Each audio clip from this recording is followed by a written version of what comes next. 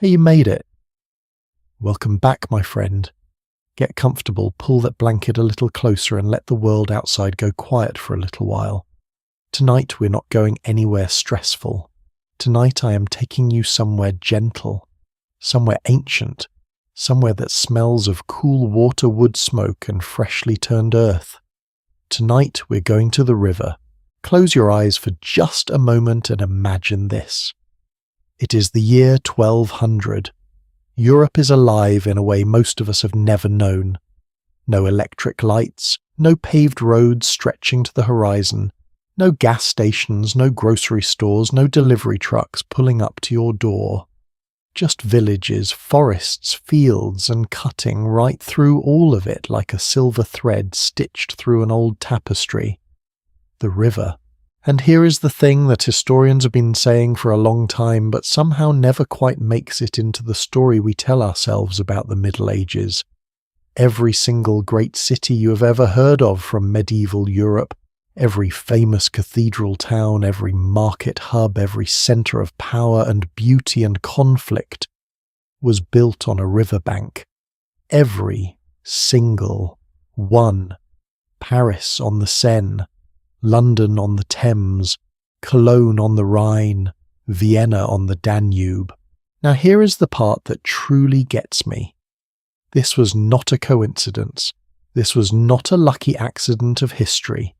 People in the Middle Ages understood something about rivers that we, with our highways and our Amazon Prime, have almost completely forgotten. A river was not just water. A river was everything.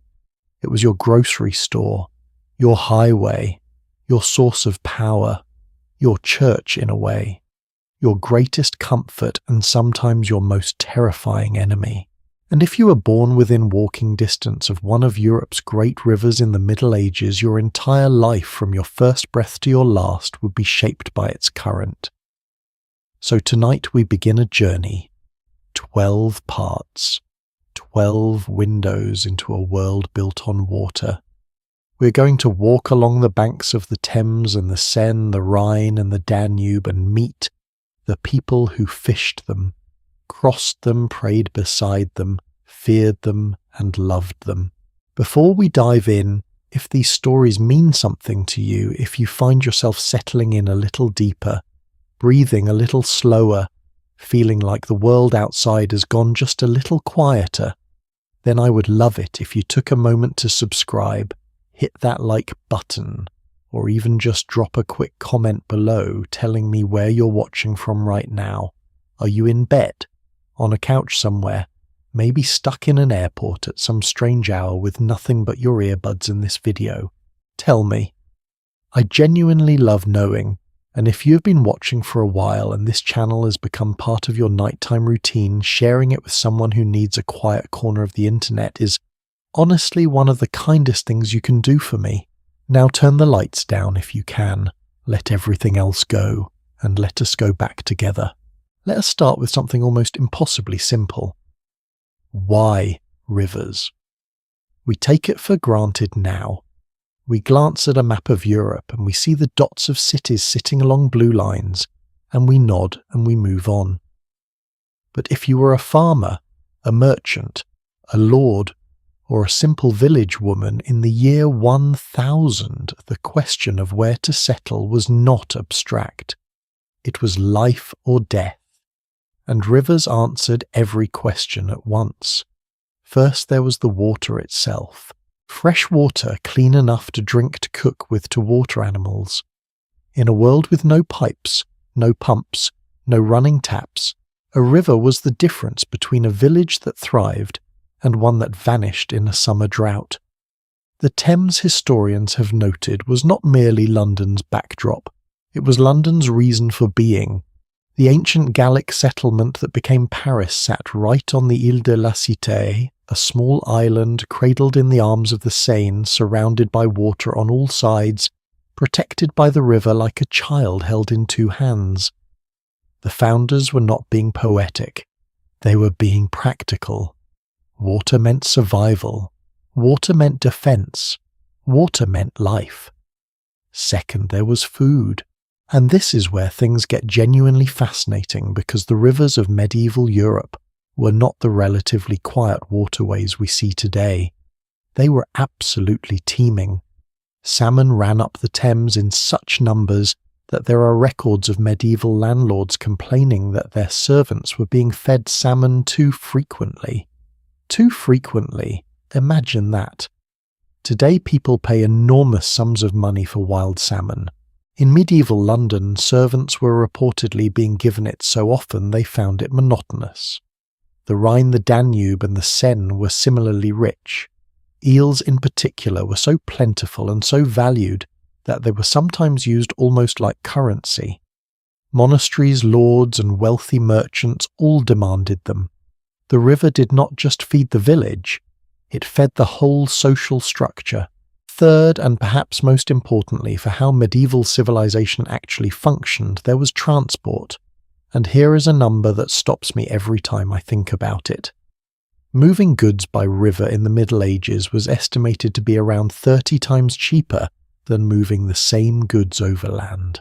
30 times. Think about that for a moment. If you were a merchant in the 13th century and you had a choice between loading your wool onto a cart and struggling it down a muddy bandit-riddled road, or loading it onto a flat-bottomed boat and floating it gently down to the nearest market town, the answer was not even a decision. It was obvious. Medieval boats were built cleverly for this. They had relatively flat bottoms, allowing them to navigate stretches of river that would be completely impassable for modern vessels. Grain from towns upriver of Oxford travelled down the Thames to London. Barley moved from the eastern coastal counties around by sea and then up the rivers. Wine from France moved up the Seine from the coast into the heart of the country. The rivers of Europe were not scenic features. They were the highways, they were the arteries, and all along those arteries every mile or so there were people, fishermen, millers, ferrymen, merchants, bridge keepers, priests, and ordinary families who woke up every morning to the sound of moving water and built their entire understanding of the world around that sound. Now here is something that tends to surprise people when they first learn it. The great rivers of medieval Europe were not 5 or 6 separate isolated things. They were a network, a connected web of water that linked the entire continent in ways that medieval people understood intuitively, even if they never had a map spread in front of them. The Rhine flows roughly 1,230 kilometers from the Swiss Alps all the way north to the sea in the Netherlands. It passes through 6 countries, or at least 6 territories that are now countries. The Danube flows even longer, 2,850 kilometers through the heart of Europe, connecting what would become Austria-Hungary, Serbia, Romania, and eventually emptying into the Black Sea. The Thames, much shorter but enormously powerful in terms of trade and civilization, linked London to the sea and to the rest of England. The Seine gave France its commercial backbone. The Po running across northern Italy was the quieter but equally vital artery, feeding the fields and towns of one of the most productive agricultural regions in medieval Europe. Together these rivers formed something almost like a medieval internet. Not of data, obviously, but of grain, of wine, of wool, of salt, of timber, of people, of ideas, and of news. A merchant on the Rhine in Cologne knew what was happening in Basel weeks before a traveller on foot could have covered the same distance. A letter put on a boat at Paris could reach Rouen in a fraction of the time it would take a horseman struggling along muddy roads. The rivers moved faster than almost anything else medieval Europe had, and so the towns along the rivers grew, and grew, and grew. By the time we reach the High Middle Ages, roughly the 11th through the 13th centuries, virtually every city of significance in Western Europe was built on the banks of one of these great rivers. This was not accidental. It was the result of hundreds of years of human beings making the most rational decision available to them. Water equals life. Water equals food. Water equals trade. Build here, stay here, defend this.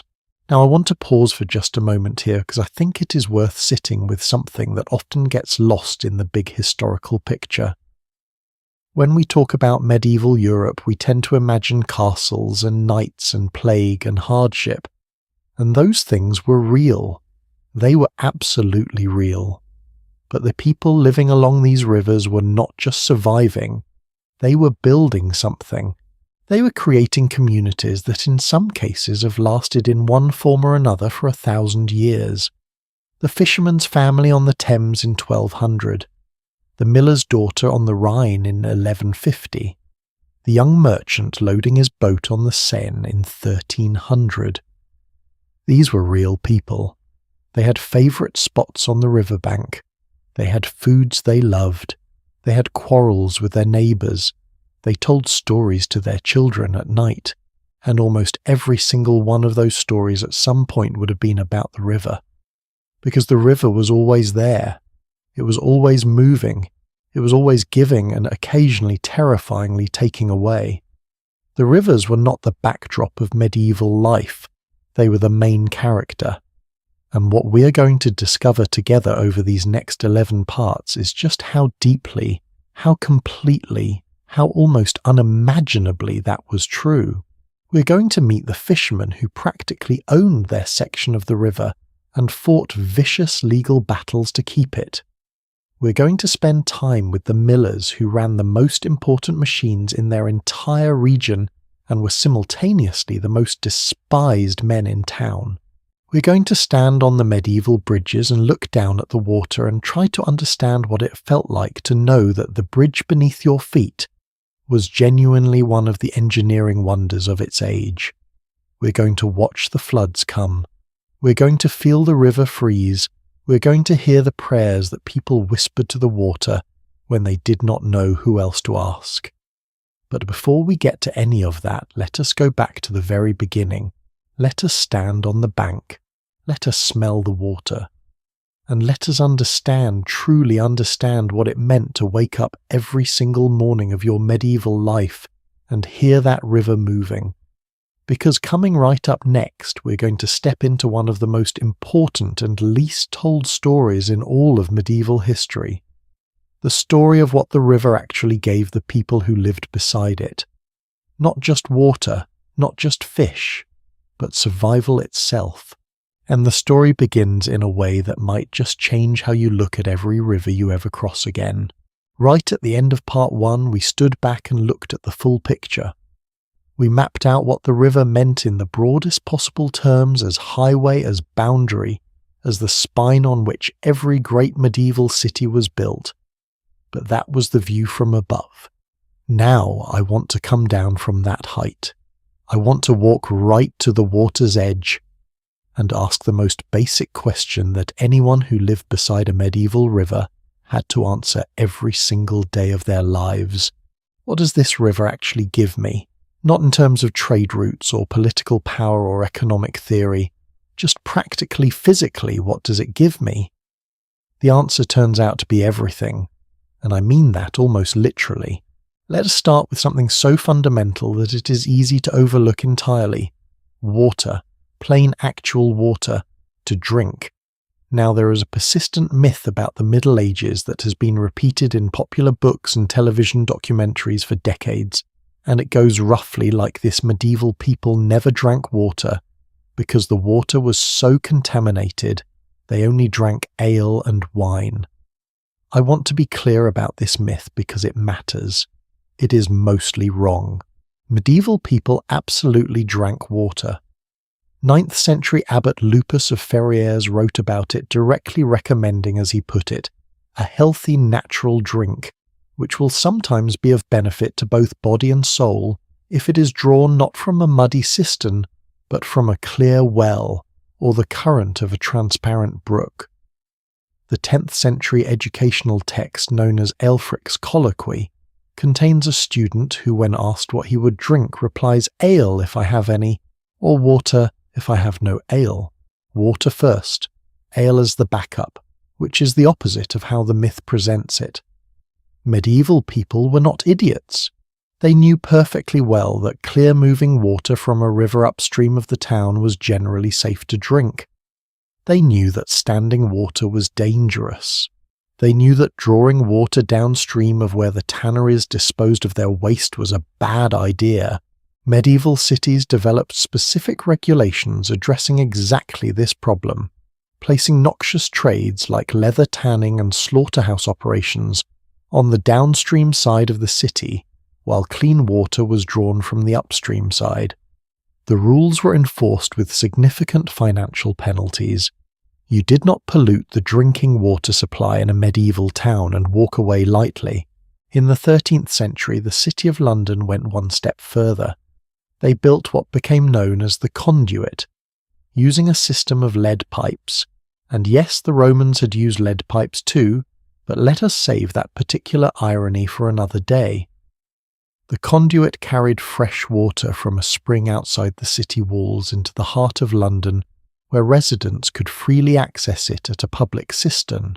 City records note the expenses of maintaining and cleaning the conduit, and through the 14th and 15th centuries the system was expanded to additional neighbourhoods.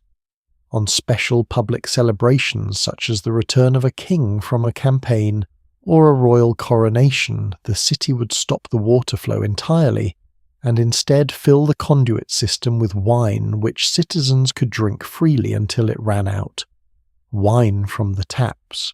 Can you imagine turning on your tap during a national holiday and wine coming out? That is the medieval equivalent of a parade with free drinks for everyone, and you wonder why people loved their kings a little more on those days. But back to the river itself. Because the conduit, impressive as it was, did not exist in most of medieval Europe.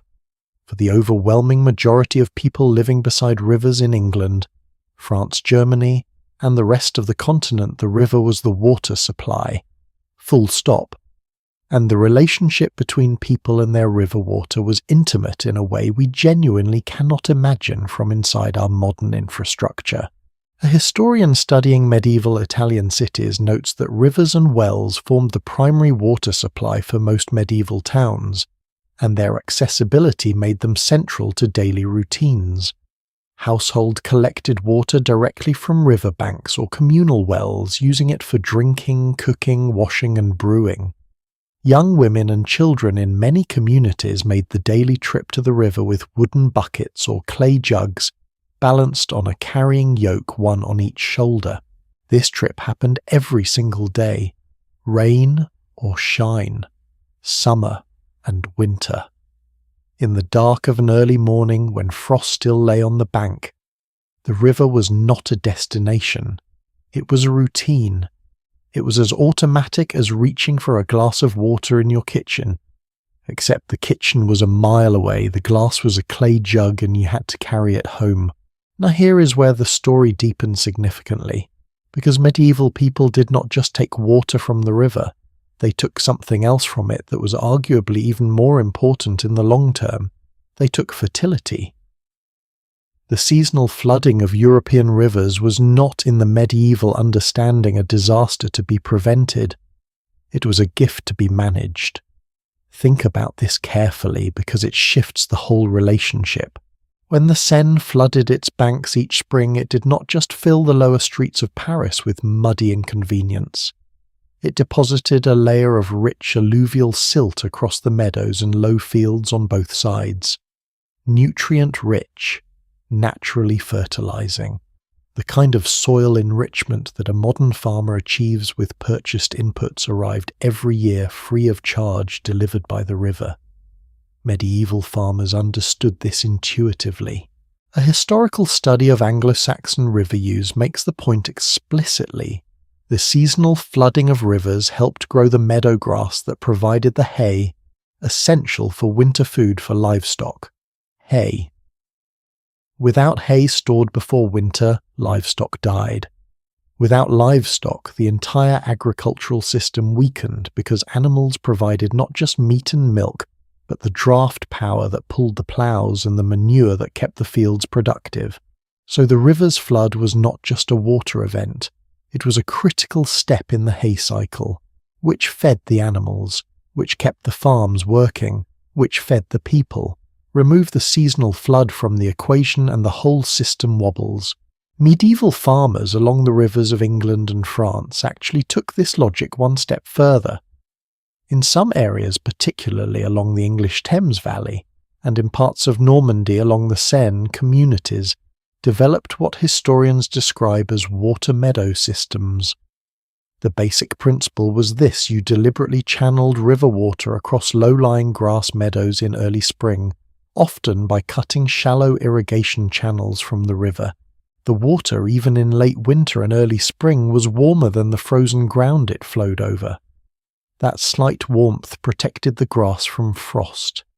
It caused the meadow to green up weeks earlier than surrounding unwatered fields, and that early grass meant early spring grazing for cattle and sheep at exactly the point in the year when the stored winter hay was running out. The river, used intelligently, could push the effective end of winter back by several weeks. A few weeks might not sound significant, but in a subsistence agricultural system where a late frost or a shortage of winter feed could tip a village from adequacy into genuine hunger, a few weeks mattered enormously. Now I want to ask you something, and I mean this as a genuine question, not a rhetorical one. When was the last time you thought about where your water actually came from? Not in a crisis moment, not during a news story about a drought somewhere far away, but just casually on a Tuesday morning in the natural course of your day. For most of us, the honest answer is almost never. We turn a tap. The water appears. The infrastructure is so successful, so complete, that it has made itself effectively invisible. But for every person who lived beside the medieval river, the water was never invisible. You saw where it came from. You carried it home in your own hands. You knew which stretch was clear and which stretch ran brown after a heavy rain. You knew not to draw from below the tanners on a hot day. You knew that the upstream bend gave better water in summer than the main channel. You knew the river's moods because your survival depended on knowing them. That knowledge was not written down in textbooks. It lived in muscle memory, in daily habit, in the accumulated wisdom of people who've been carrying water from the same river for generations. The relationship between medieval people and their river water was complicated by one additional factor that deserves its own moment. The river, generous as it was with its clean water upstream, was less friendly further down. As medieval cities grew in the later Middle Ages, the pressure on river water increased. Industries multiplied, populations concentrated, and all of that human activity produced waste that ended up eventually in the water. The tanners soaked their hides, the butchers cleaned their tools, the dyers rinsed their coloured cloth, and less savoury materials, which we will simply call domestic waste, and leave at that, worked their way into the system as well. A London record from 1390 describes a fishmonger who had been disposing of rotten fish in a public well. He was discovered. 12 more barrels of rotten fish were found in his house. All of it was carted out of the city and buried with considerable official urgency, because the city authorities understood with great clarity that contaminated water supplies meant sick people, and sick people meant disrupted commerce, and disrupted commerce meant lost revenue. Medieval public health was often less about compassion and more about economics, but the result was regulation, oversight, early attempts at something that would eventually become what we recognize as sanitation infrastructure. The river taught the city slowly and sometimes painfully that managing water was a civic responsibility, not just a personal one. And throughout all of this, running beneath the practical and the economic and the political, there was something else, something harder to quantify. The river for medieval people was alive, not metaphorically, not poetically, alive in the sense that it had personality and moods, and the capacity to give and take without warning. The 9th century writer who praised the transparent brook was not being sentimental.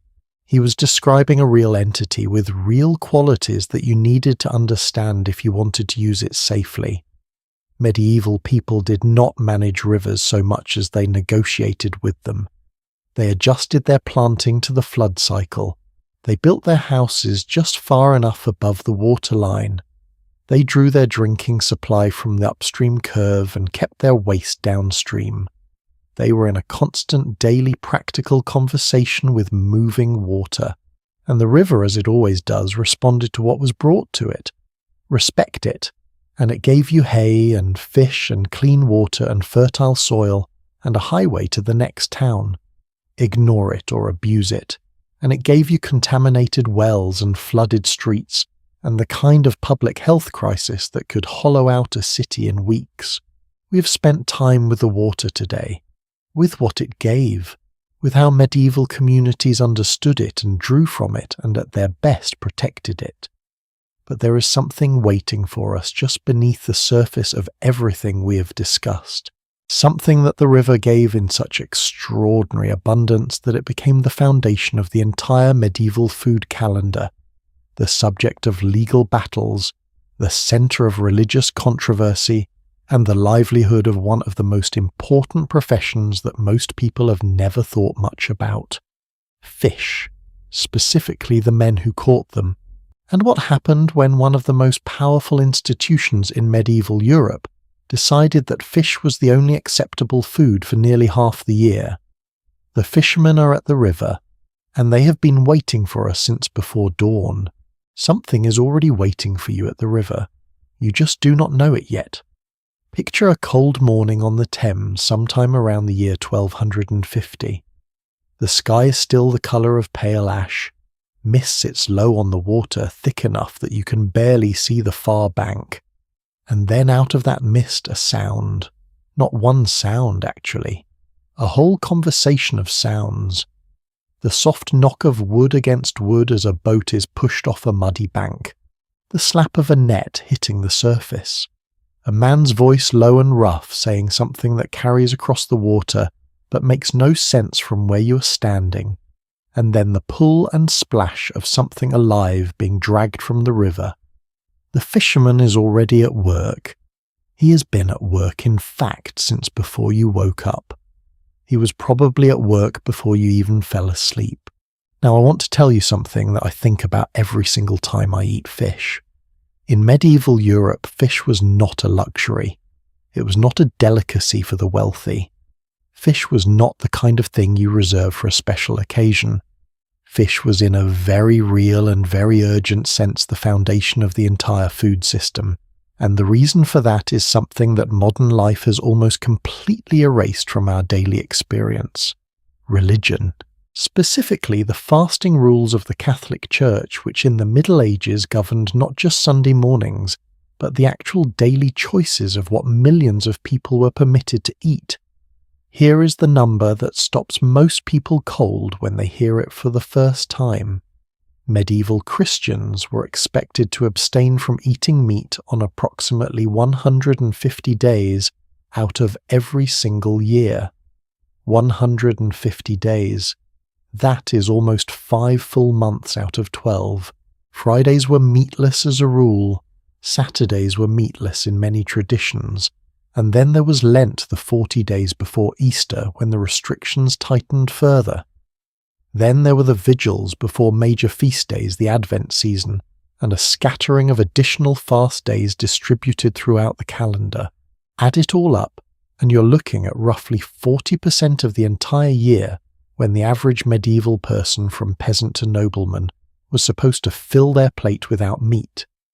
Now, for most of history, when people say they abstained from meat, they replaced it with something, and that something overwhelmingly was fish, which means the medieval fisherman was not simply feeding people. He was feeding the religious calendar itself. He was the man standing between the church's rules and the hunger of an entire civilization. No pressure. And can I just say, as someone who finds this genuinely fascinating, that this changes how you see everything about the medieval river. The reason those rivers were so crowded, so contested, so fiercely fought over, is not just that people liked fish. It is that people needed fish the way we need electricity today. A river that stopped producing was not an inconvenience, it was a catastrophe. Which brings me to the structures. Because the medieval fisherman did not simply show up at the river with a rod and a bit of hope the way a lot of us imagine fishing.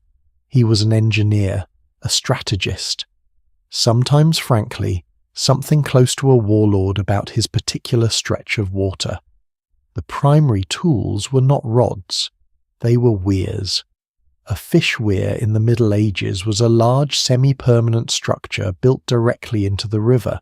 Imagine two long arms of wooden stakes or stones angled inward toward each other in a wide V shape, narrowing down to a point where a basket or net was placed.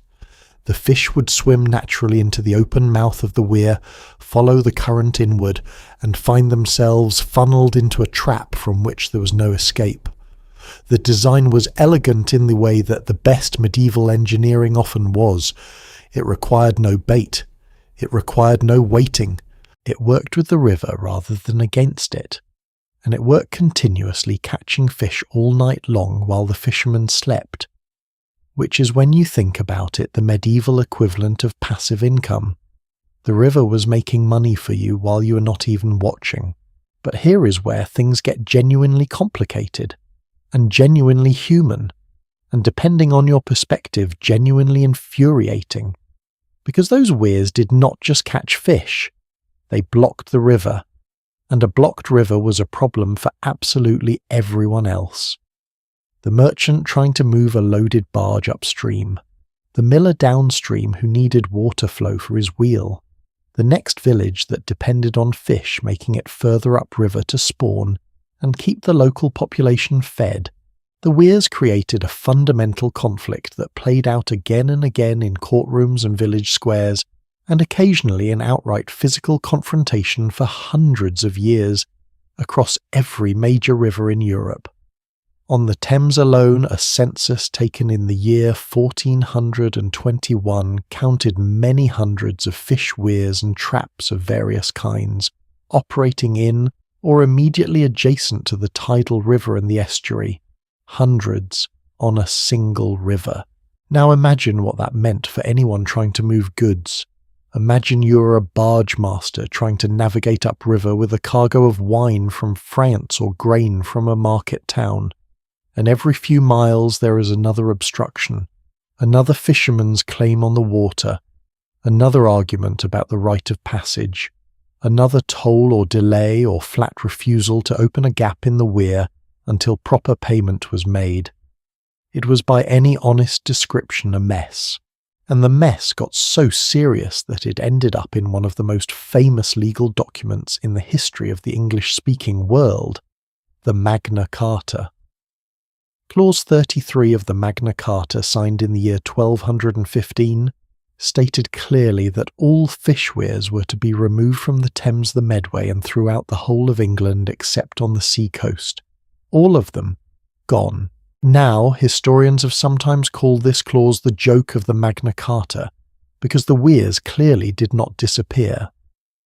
Legislation banning weirs on the four great rivers of England, specifically the Thames, the Severn, the Ouse, and the Trent, was repeated on at least 9 separate occasions between 1370 and 1495. 9 times. The same rule. 9 times. Which tells you something rather beautiful and rather exasperating about human nature, does it not?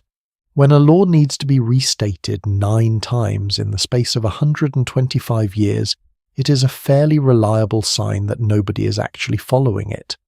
The fishermen kept building their weirs, the merchants kept complaining, the kings kept issuing orders, and the river kept flowing.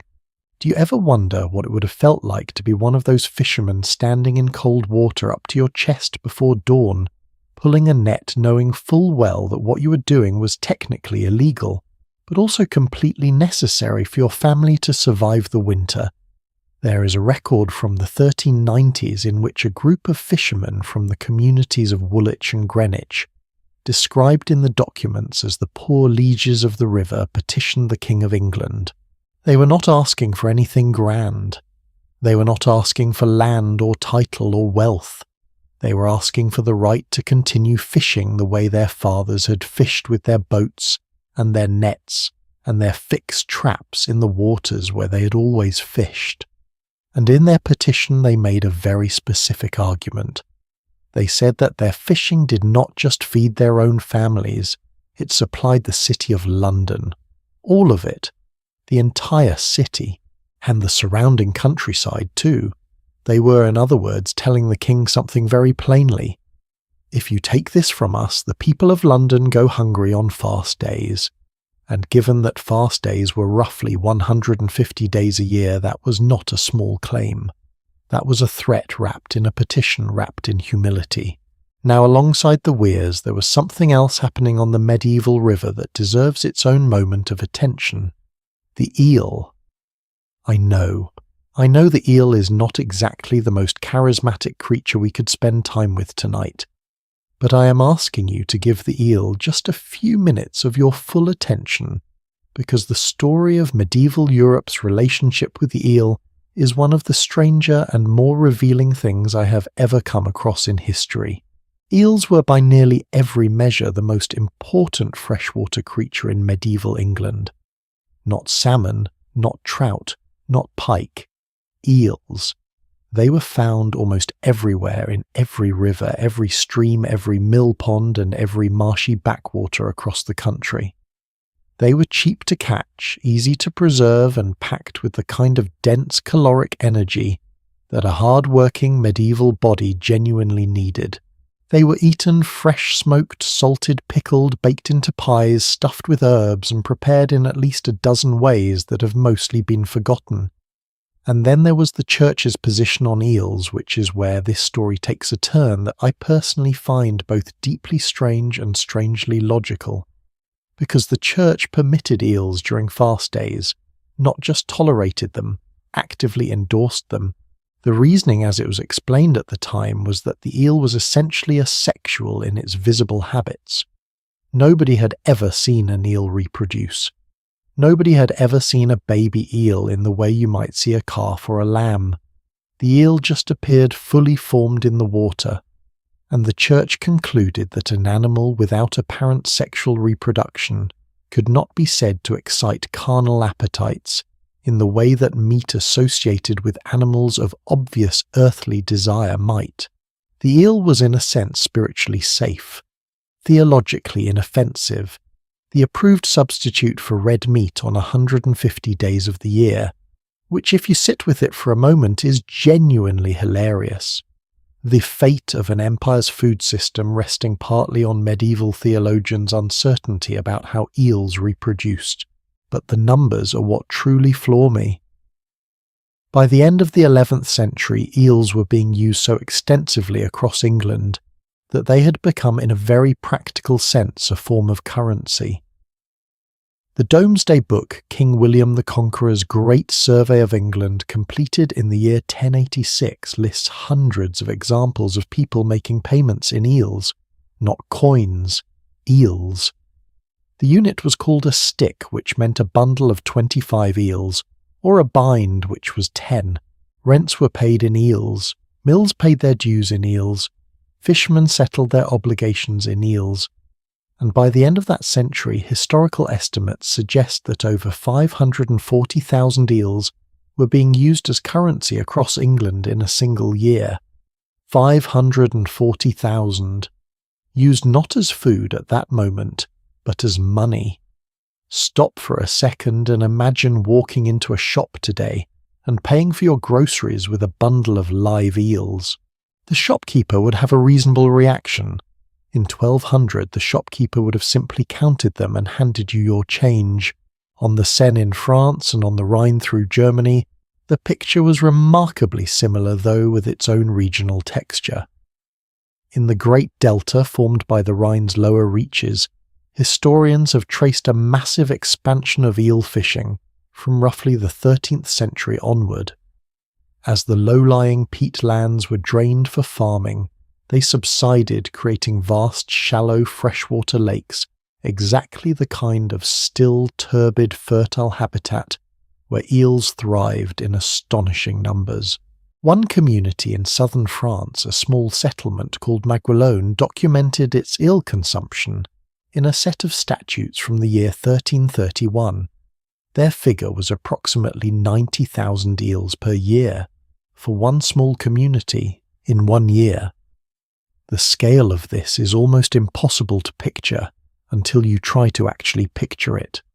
That is roughly 246 eels consumed every single day by one small settlement.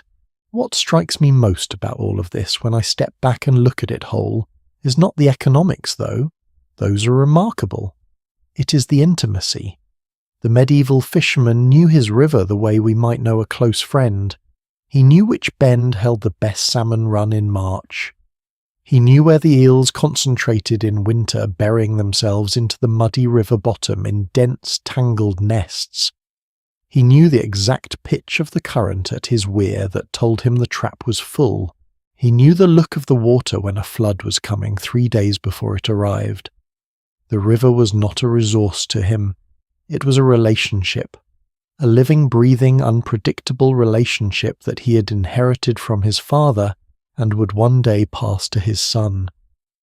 And protecting that relationship sometimes meant fighting for it. There are records of what historians politely describe as armed confrontation between Thames estuary fishermen and London officials attempting to enforce the rules about mesh size and illegal traps.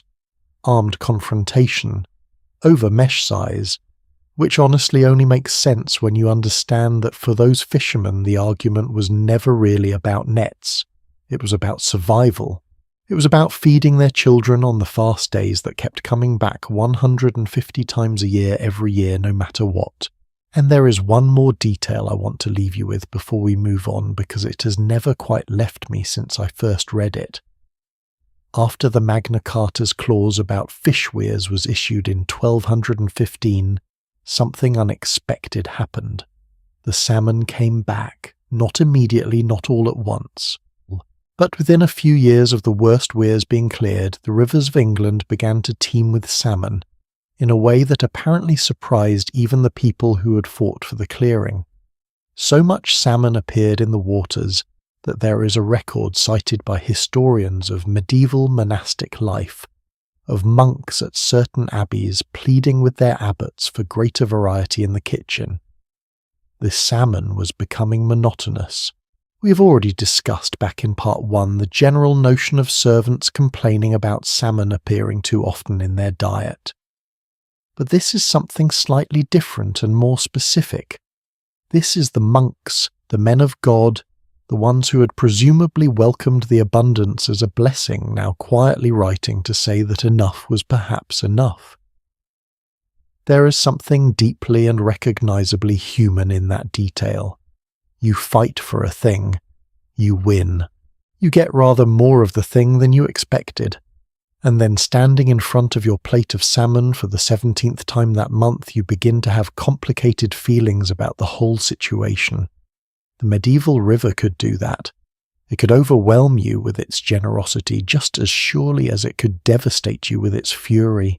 And speaking of fury, we have not yet met the one man who stood at the centre of the river's power, who controlled the water in a way that made even the fisherman nervous, who was simultaneously indispensable and despised in every village from England to the Rhine Valley.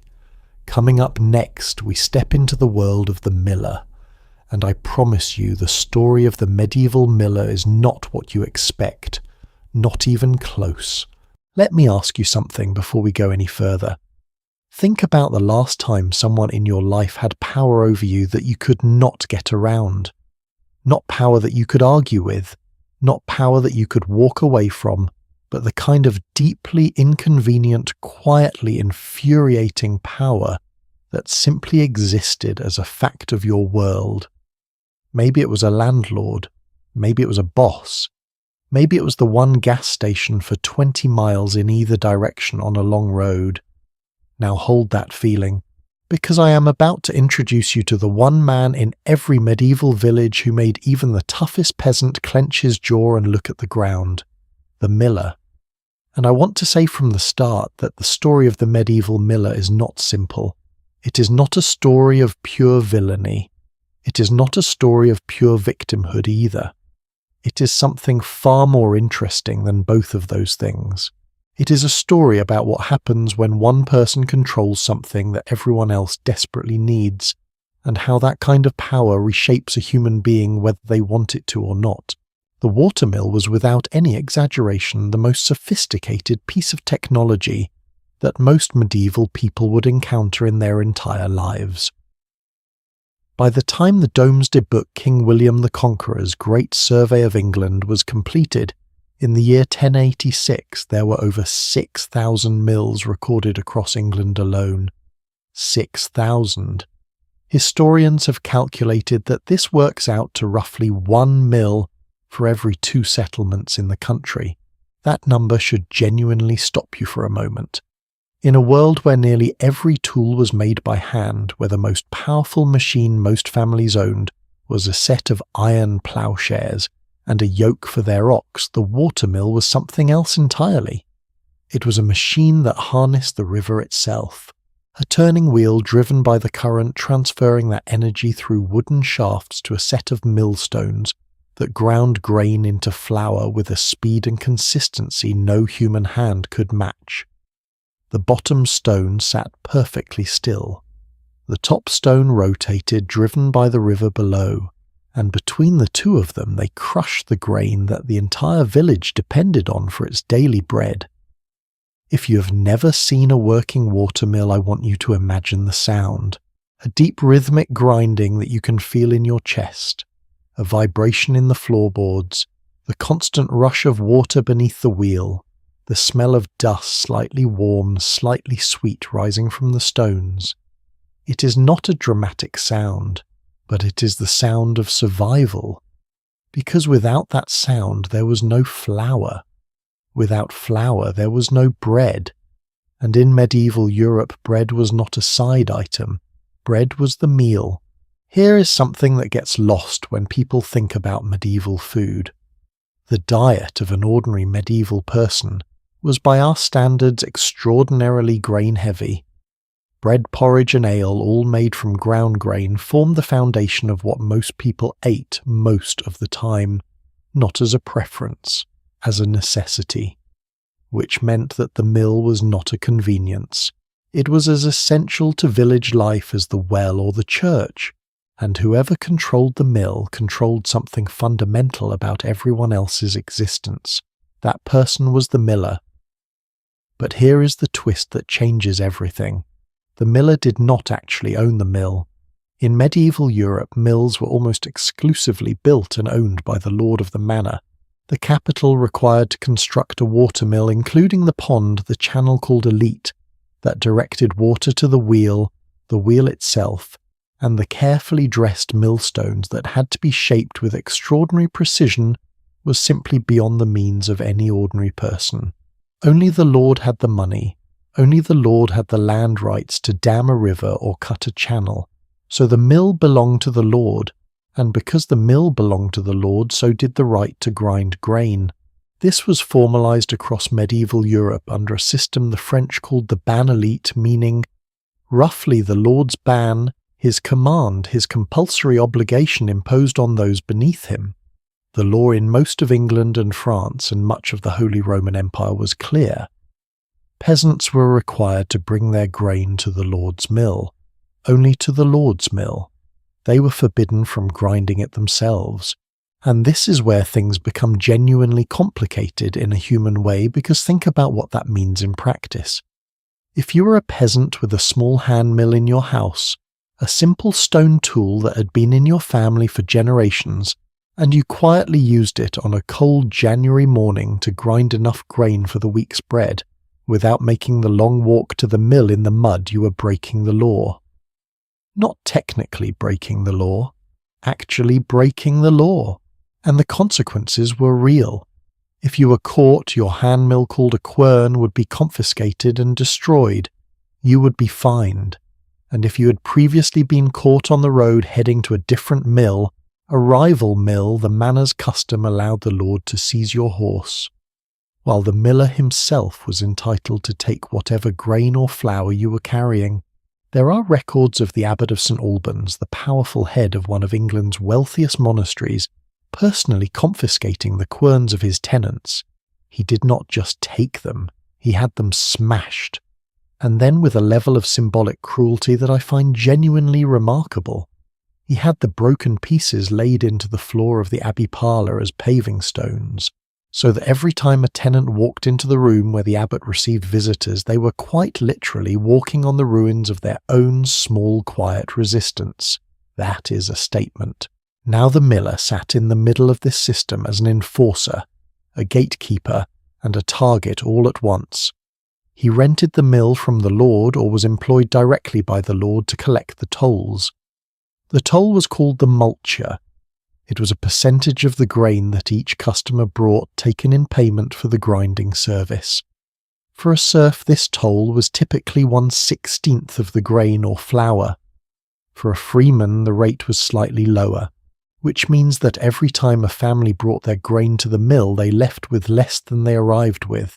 A portion went to the lord, a portion in practice went to the miller, and the remainder went home to feed the family.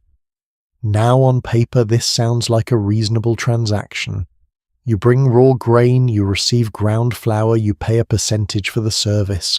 The problem, and it is the problem that generated centuries of bitter resentment, was that the transaction happened entirely on the miller's terms, on the miller's premises, using the miller's equipment measured by the miller's hand. How do you verify that a man took 1/16 and not 1/14? You trust him. And the medieval peasant, by long experience and hard evidence, did not trust the miller. Here is the reputation that millers had built up by the 14th century, and I want to read you something because the words deserve to be heard. The poet Geoffrey Chaucer, writing his Canterbury Tales in the 1380s, described his miller character in the general prologue this way. The miller was a stout fellow, broad and powerfully built. He won every wrestling match he entered. He was capable of breaking a door with his head. He had a wart on his nose, and Chaucer wrote he was a master hand at stealing grain. He told tavern stories filthy in the main. And the poet noted without any particular surprise the miller's thumb always seemed to find its way onto the scale. Now Chaucer was a literary genius, and his miller is a complex, almost likeable character in the fuller story. But what strikes me about that portrait is not the satire. It is the casualness of the dishonesty. Chaucer did not frame the miller's theft as a shocking revelation. He mentioned it the way you might mention that a carpenter is good with his hands. It was understood to be part of the job description. Because the opportunity was structural. It was built into the system itself. When you bring your grain to a mill and the miller grinds it and returns your flour in a sack, there is an information gap that simply cannot be closed. You cannot watch every grain. You cannot stand over the millstone for 3 hours, and the miller knew that. What I find genuinely fascinating, and this is the part that I think gets lost in the easy caricature, is that the miller was not simply a villain. He was a skilled craftsman operating under extraordinary pressure from multiple directions. He owed rent to the lord. He had to maintain the mill at his own expense, and mills broke down constantly. The millstones, which had to be periodically redressed, meaning recut with fresh grooves, were enormously expensive. Flour dust caused serious respiratory disease over a lifetime of work. The mill could catch fire, and flour dust suspended in the air is, as we now know, genuinely explosive under the right conditions. Medieval people noticed that mills seemed to burn down with some regularity, which of course fed the suspicion that millers were setting their own fires deliberately to drive up prices. Whether any miller ever actually did this, the reputation was enough to add one more charge to a very long list. He was also in a peculiar way socially isolated. He was better off than most of his neighbours, which generated envy. He ate white bread every day because flour dust and wastage made that possible, while the peasants around him ate darker, coarser bread and considered white bread a luxury for feast days. He was associated in popular folklore across England, France and Germany with the devil. There was a widespread belief that the miller worked with spirits, that the grinding wheel attracted dark forces, that a mill at night was a dangerous and uncanny place. When a miller was buried in some parts of medieval Germany and Central Europe, mourners apparently threw handfuls of flour after the coffin. The gesture was meant to keep his soul from returning to its old habits, which is, when you think about it, one of the most backhanded funerary traditions I've ever encountered. Even in death, the assumption was that he would try to take something. Now, I want to draw your attention to something that happened in England in the year 1381 because it crystallises everything I've been trying to describe about how people felt about this system. The Peasants' Revolt of 1381 was one of the most significant popular uprisings of medieval English history. Men and women from across the country rose against the grinding weight of feudal obligations, led in part by figures like Wat Tyler and the radical priest John Ball. And when the rebels arrived at St Albans, one of the first things they did was storm the abbey. Not to take gold, not to burn manuscripts. They went to the parlour floor, they dug up the millstones that the abbot had set there as paving, and they broke them. They smashed those confiscated querns, the same querns that had been taken from their families, and they distributed the broken pieces among themselves as trophies, as proof that something had been reclaimed. I find that moment genuinely moving and genuinely complex, because those fragments of stone represented 100 years of small humiliations. Every time a family had tried to grind their own grain and been fined for it. Every mulcher paid resentfully. Every long, cold walk to the mill with a sack on your back and the knowledge that you would come home lighter than you left. The millstone was not just a millstone, it was the whole system. And breaking it, even symbolically, even for just one afternoon of upheaval before the revolt was eventually crushed, meant something. Here is my honest personal take on the miller, and you can disagree with me on this. I would genuinely love to know what you think in the comments.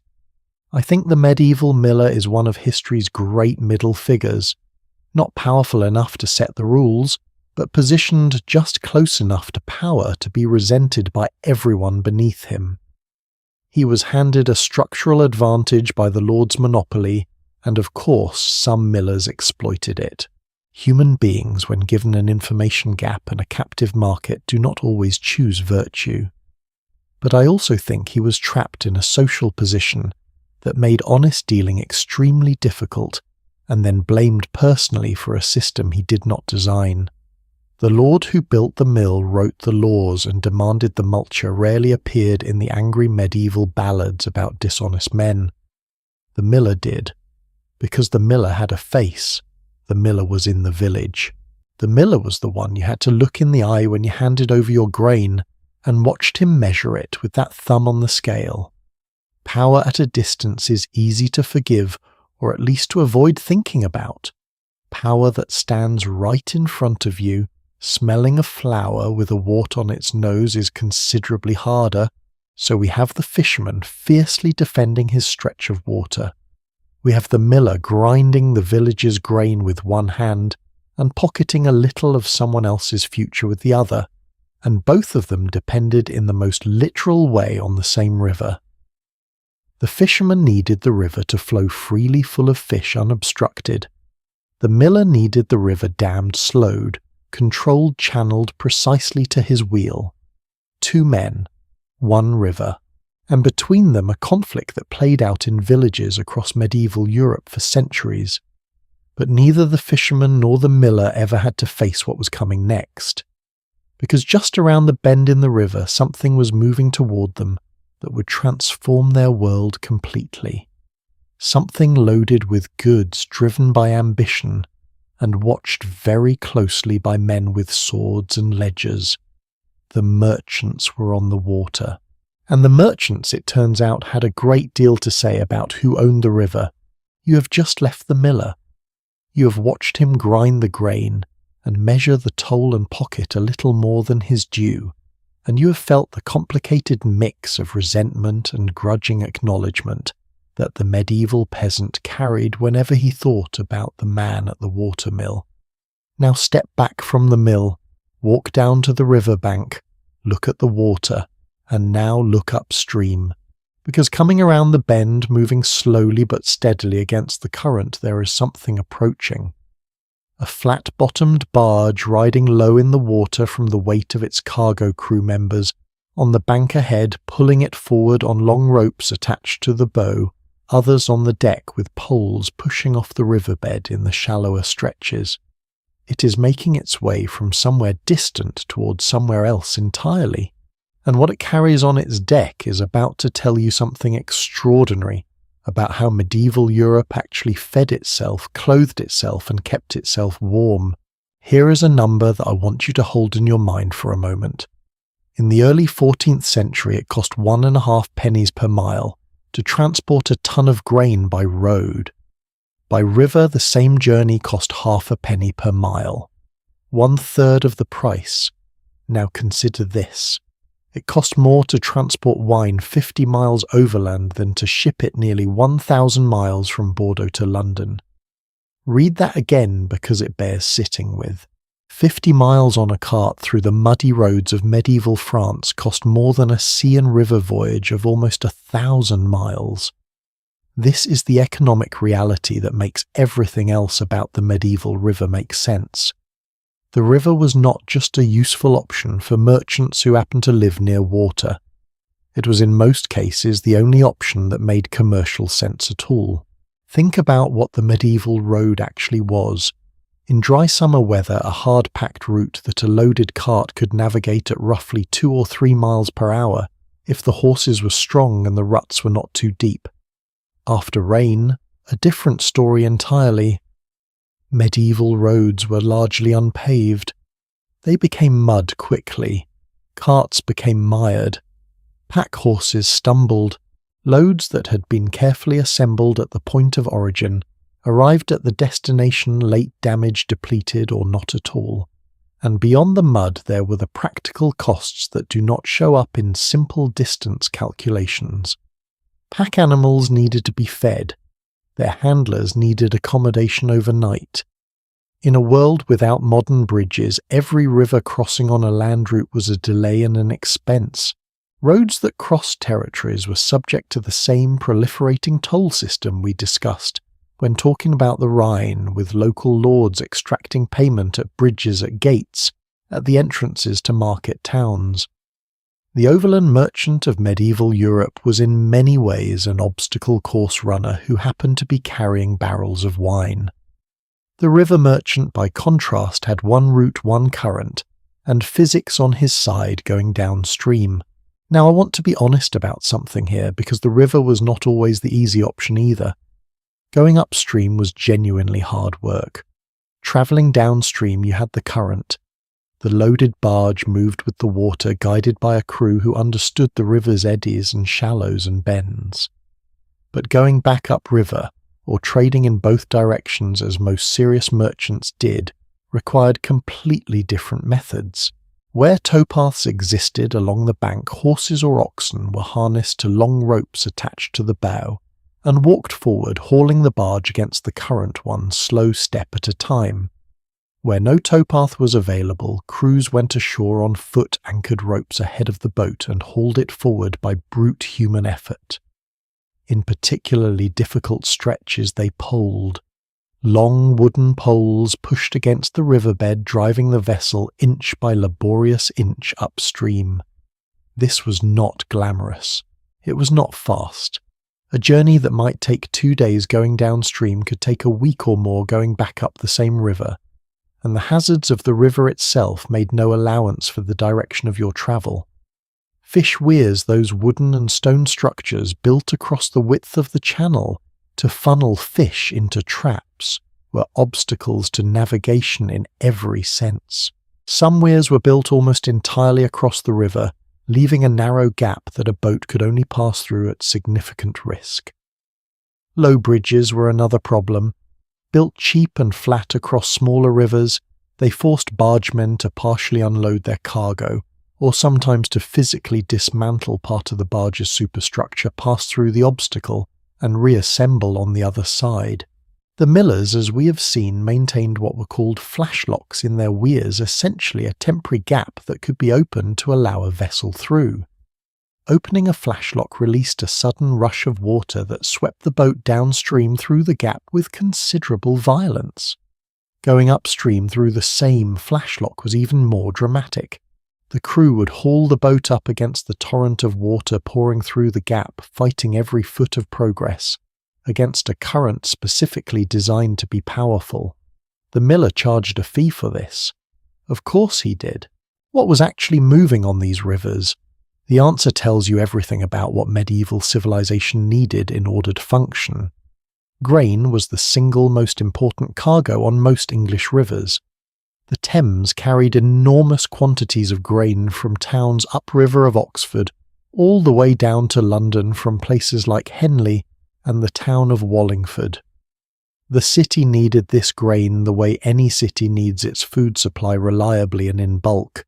Had it come by road, historians have calculated that for some cargoes, particularly hay and grain, in large quantities the transportation cost would have equalled or exceeded the value of the goods themselves.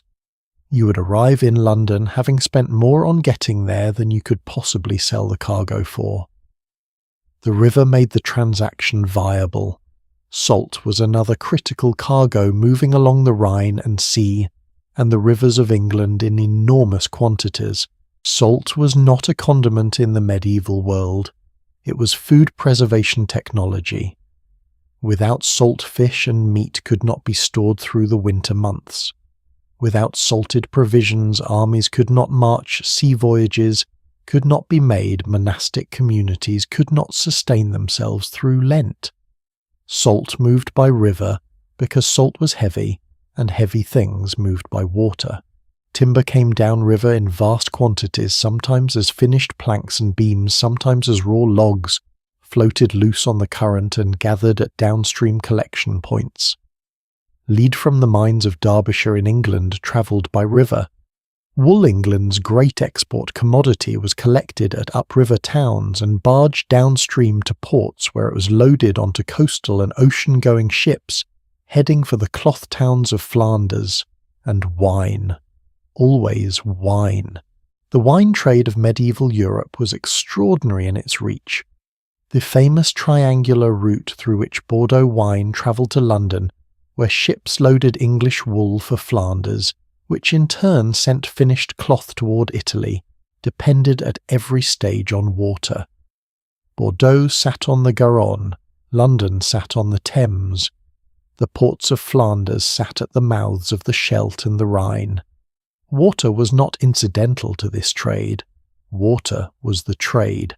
Have you ever thought about what it would feel like to be that merchant on the barge, not the wealthy Italian banker who financed the wine voyage from a comfortable office in Florence, calculating his expected returns in the warm lamplight, but the actual man on the actual barge, the one who spent days and weeks on the river knowing the vessel's temperament in different currents, reading the sky for weather, negotiating the flashlocks with a crew who needed paying and feeding and managing.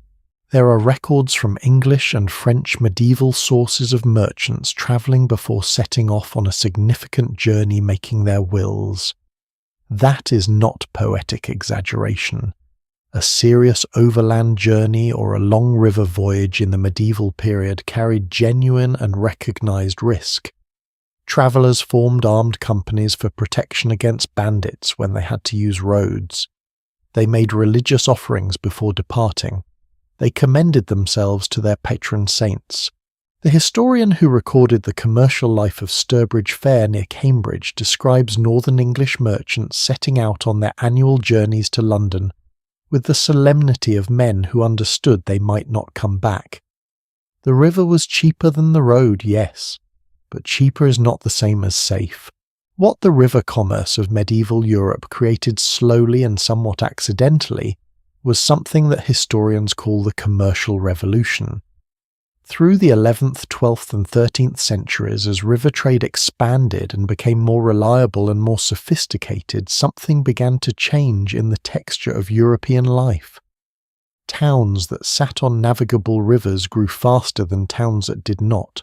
Markets appeared at river confluences where merchants stopped to trade because a merchant moving upstream had to stop, and a stopped merchant with a cargo was a commercial opportunity for everyone nearby. New kinds of merchants appeared, people who did not grow or make anything themselves, who specialized entirely in the movement of goods from place to place, buying low at the source and selling higher at the destination. New financial instruments appeared to serve them. Bills of exchange, written promises of payment between parties in different cities, allowed merchants to move value along the river routes without having to physically carry the gold coins that would have made every journey a target for robbery. The river, in other words, did not just move grain and wool and wine.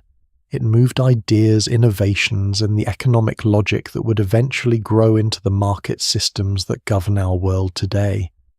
That is a claim that might sound too large, but consider the cities that dominated medieval European commerce.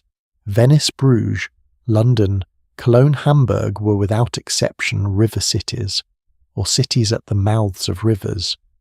The commercial logic of water transport was the engine that drove everything else, and at the centre of all of it, managing the practical moment-to-moment reality of whether the barge could make it through the flashlock without losing half its cargo, or whether the current was running too fast today to attempt the upstream bend, or whether the toll at the next bridge was going to make this particular load of wool no longer profitable, was the river merchant himself.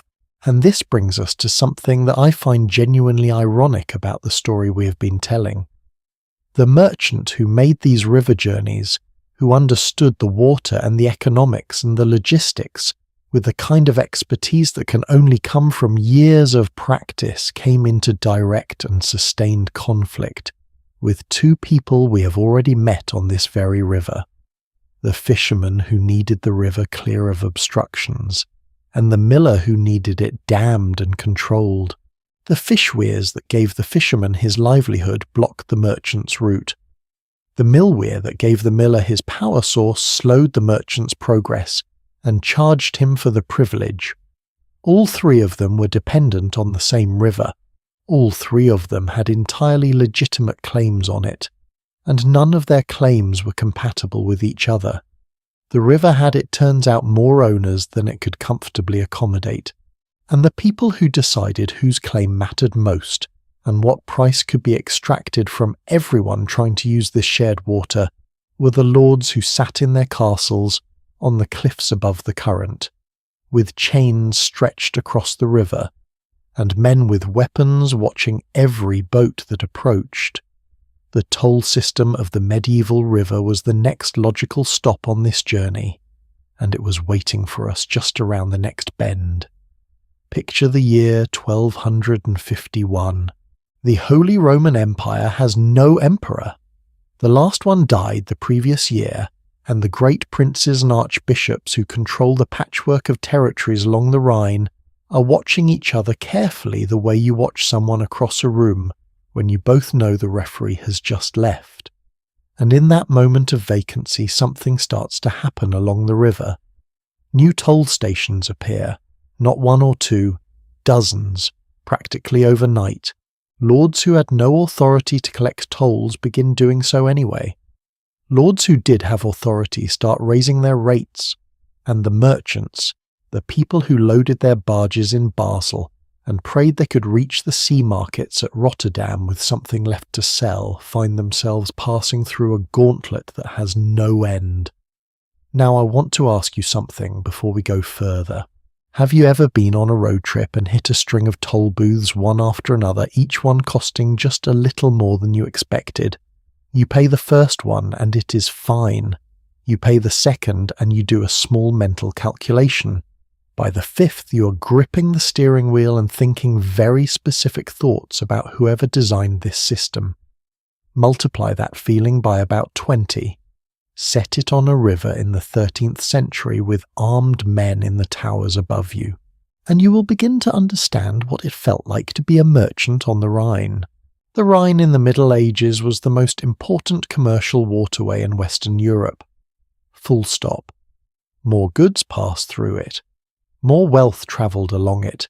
More of Europe's daily life depended on its currents than on almost any other single geographic feature of the continent. From the Swiss Alps all the way to the North Sea, the Rhine connected the merchant cities of the south with the great trading ports of the north, carrying wine, wool, salt grain, timber, copper, cloth, and an astonishing variety of other goods in both directions. And along every mile of that journey there was someone with their hand out. Historians have documented that over the entire medieval and early modern period, 79 different locations along the Rhine and its tributaries served at one time or another as toll stations. 79. During calmer times, when imperial authority held firm, the number of active stations at any given moment was kept manageable. In the year 1250, there were 12 stations operating on the stretch between Mainz and Cologne alone. 12 stations. On one section of one river, each one represented a stop, a delay, a negotiation, a payment. The standard toll for an average ship in 1241 was 8 small silver coins called denarii. Larger ships paid more, and those tolls were paid in cash or sometimes in specific cargoes. Lead, copper, wine, occasionally other things we will not linger on. Then the interregnum began. No emperor, no central authority, and in just 4 years the number of active toll stations on the Rhine doubled. Some of the men collecting those tolls had legitimate authority, many did not. The men without authority came to be called in their own time by a term that would survive 8 centuries and travel across an ocean to describe a very different kind of villain entirely. Robber barons. The German term was Raubritter, meaning roughly robber knights, and I find it one of those wonderful historical ironies that this phrase, which today Americans often use to describe industrial titans of the 19th century, originally referred to minor German noblemen in chain mail, sitting in hilltop castles along the Rhine, stealing from boats. The original robber barons were not titans of capitalism. They were small-time lords with a river view and a chain stretched across the water, because that is how they did it. A literal iron chain pulled tight from one bank to the other. A boat that did not stop could not pass. A boat that stopped but refused to pay could be seized, its cargo confiscated, and its crew imprisoned. There are records of merchants simply vanishing into these tower dungeons for weeks. Some robber barons escalated further. They didn't wait for boats to stop. They sailed out on their own vessels and boarded merchant ships in open water, took the cargo and left. In at least some cases they took the entire ship, and in the most extreme instances they took the people. Kidnapping was documented. The Queen of Holland herself was kidnapped by the Baron of Rietberg, a detail so extraordinary that I had to read it twice when I first encountered it. Not a merchant, the Queen, captured on the river. Now here is where the story turns in a direction that I genuinely find inspiring, because the medieval response to this chaos is one of the earliest examples in European history of cities banding together in organised collective self-defence. In the year 1254, while the throne of the Holy Roman Empire remained empty, and the barons continued their extortion, something happened in the merchant cities along the Rhine. They had a meeting, and then they formed a league. The Rhenish League, officially launched in 1254, brought together a coalition that eventually included around 100 cities and a number of princes and church lords who all shared one practical interest. They needed the river to work. The League moved fast. Over the next 3 years, its forces targeted 4 robber barons specifically. They besieged their castles, they took them, they destroyed them. Between 10 and 12 robber castles were demolished or made inoperable in that period. The League also rescued the Queen of Holland by capturing Rietberg Castle in 1255, an operation partly funded by the City of Worms. The City of Worms paid to rescue a kidnapped queen from a river baron. That sentence genuinely delights me every time. The League eventually fell apart from internal political disagreements, as leagues tend to do, but its methods left a lasting impression. When a real emperor finally arrived, a man named Rudolf of Habsburg, he applied the same logic. He marched to the castle at Sunek, which had been a particularly notorious site of river robbery, torched it, and executed the men inside. The message was not subtle. The age of the chain across the river was ending. But here is what I find worth sitting with beyond the drama. Even the legitimate toll system, the one operating exactly as intended, with proper imperial authority and documented rates, was strangling trade on the Rhine in ways that benefited almost no one in the long run. And this is a problem that has a name in economics, though. The medieval lords who were causing it did not know or care about its theoretical structure. The problem was this. Every lord along the river wanted to maximize the income from their section. Every one of them was rational by their own private logic. But each one collecting the maximum toll from every ship, pushing other lords to raise their rates further, until eventually the combined toll burden made certain journeys simply not worth making at all. Goods that should have flowed freely stopped moving. Markets that should have connected fell apart. People who needed things could not get them, not because the things did not exist, but because the accumulated cost of moving them down the river had become economically ruinous. One historian described the situation with a precision I find almost elegant. The lords had collectively found a way to kill the goose that was laying the golden eggs, each of them individually convinced he was simply taking his reasonable share. It is a medieval case study in what happens when a shared resource is governed by people who cannot see past their own immediate interests. And if that sounds at all familiar to you in the modern world, I'm not going to say anything more about that. You can fill in that particular blank yourself. That by the 14th century, the upper Middle Rhine Valley alone had accumulated approximately 60 toll stations along its length. 60. A merchant travelling the whole river from Basel to the sea might encounter, depending on the period, anywhere between 20 and 30 stops requiring payment. The tolls were not uniform. They varied wildly by cargo type, by the size of the vessel, by the time of year by which Lord was in residence, and how good a mood his steward was in. Wine paid one rate, salt paid another, grain a third. Luxuries like spices and fine cloth paid the highest rates of all.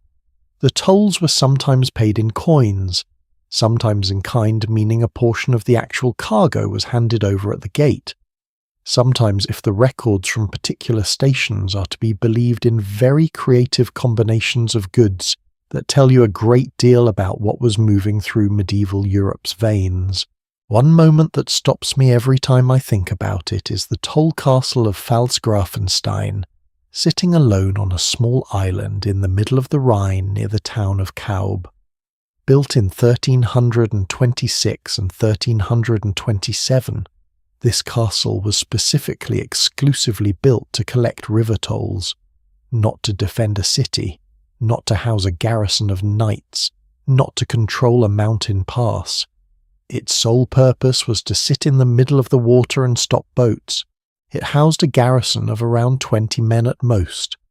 Its physical design was a pentagon pointed upstream like the prow of a ship to break the ice in winter. And the chain that stretched from Pfalzgrafenstein to the castle on the bank above it, called Gutenfels, created a barrier that no vessel could slip past unnoticed. Ships that refused to stop could be seized.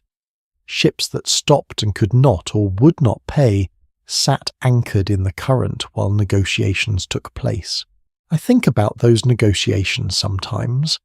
A cold morning, the river moving past, 20 soldiers watching from stone walls, a merchant on his barge calculating for probably the 15th time on this journey whether the profit at the end of the road is still worth the cost of getting there.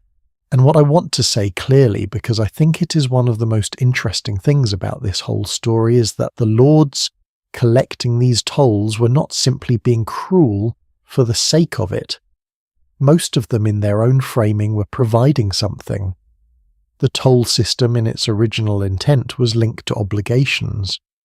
Lords who collected river tolls were supposed to maintain the navigability of the river in their section. They were supposed to keep the banks passable, repair flood damage, ensure safe passage for legitimate trade. Some of them did this. Some of them took the money and did absolutely nothing in return. But the principle behind the system was not pure extraction. It was theoretically a transaction. You pass through my territory, you pay me, and I make sure the passage is safe and clear. The problem was that the person on the boat had no real ability to evaluate whether the service was worth the price, because refusing to pay meant sitting in the current with a chain in front of you and armed men above. It was in this one specific sense exactly the same structural problem as the miller. You cannot leave. You cannot negotiate from a position of real freedom. You pay what is asked, or the journey stops. And if enough people along the chain of a river make that same argument simultaneously from their own rational position, the river that should be a highway becomes a maze of tolls, from which no one except the individual lords comes away happy. There is a small detail that I love about all of this, and I want to end with it before we move on. When millions of tourists cruise the Rhine today, the most iconic thing they photograph is the castles. Those towers on the hillsides, those ruins along the gorge between Bingen and Koblenz. They look romantic. They look like fairy tales. They look like the kind of place where knights fell in love and poets composed verses about the river glittering below. And some of them were all of those things. But they were also in their original and primary function toll booths with battlements, tax offices with drawbridges, the most beautiful highway robbery operation in the history of Europe. Every single one of those ruined towers picturesque against the German sky marks a spot where a merchant once reached into his purse on a cold morning and paid to keep moving. I think that is worth remembering. The next time you see a photograph of a Rhine castle, and feel that dreamy pull toward the past, just know that the people who are actually there, floating below in a loaded barge with 2 more tolls before nightfall, probably had a somewhat less romantic view of the scenery. So the river gave, and the river took.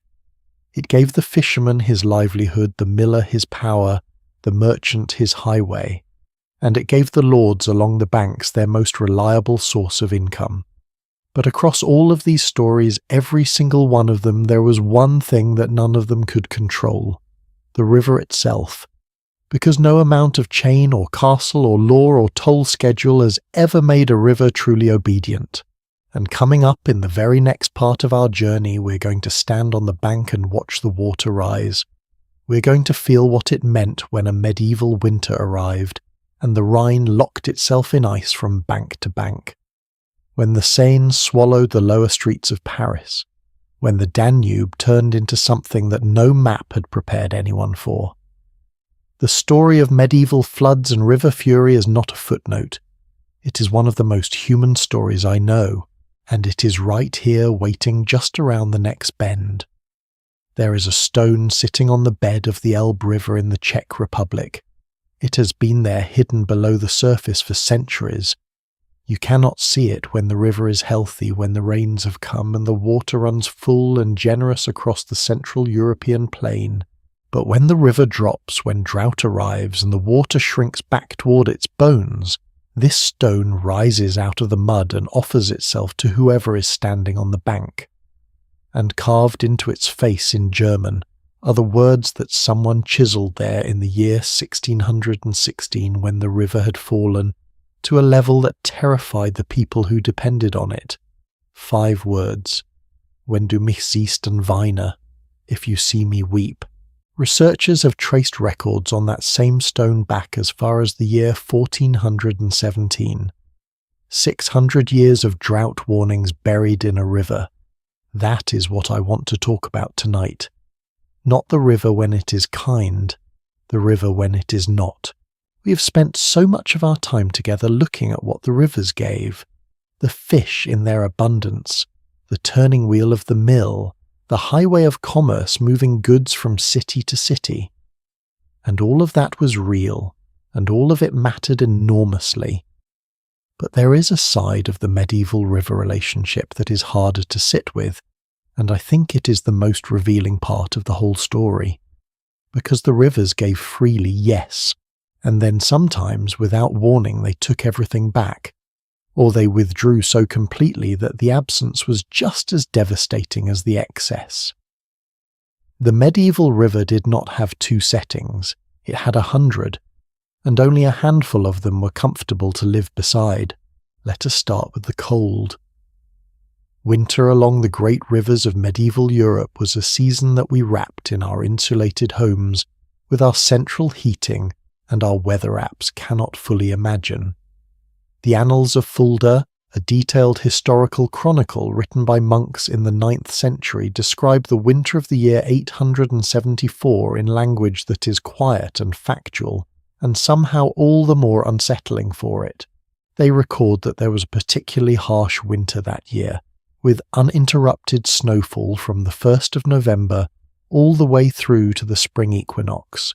Not a snowfall, uninterrupted snowfall, for months.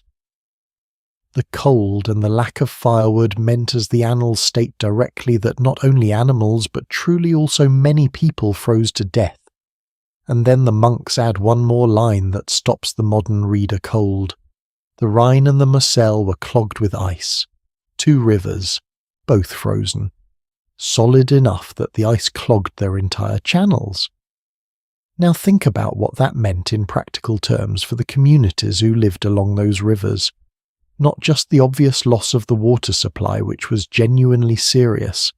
Not just the frozen fishing grounds, which meant a catastrophic gap in the food supply during the longest fast season of the Christian year, but the complete cessation of river transport. Every barge locked in place, every shipment of grain of wine, of salt of firewood suspended, every miller sitting idle because no water moved to turn his wheel, every merchant watching his cargo sit in a warehouse he could not move.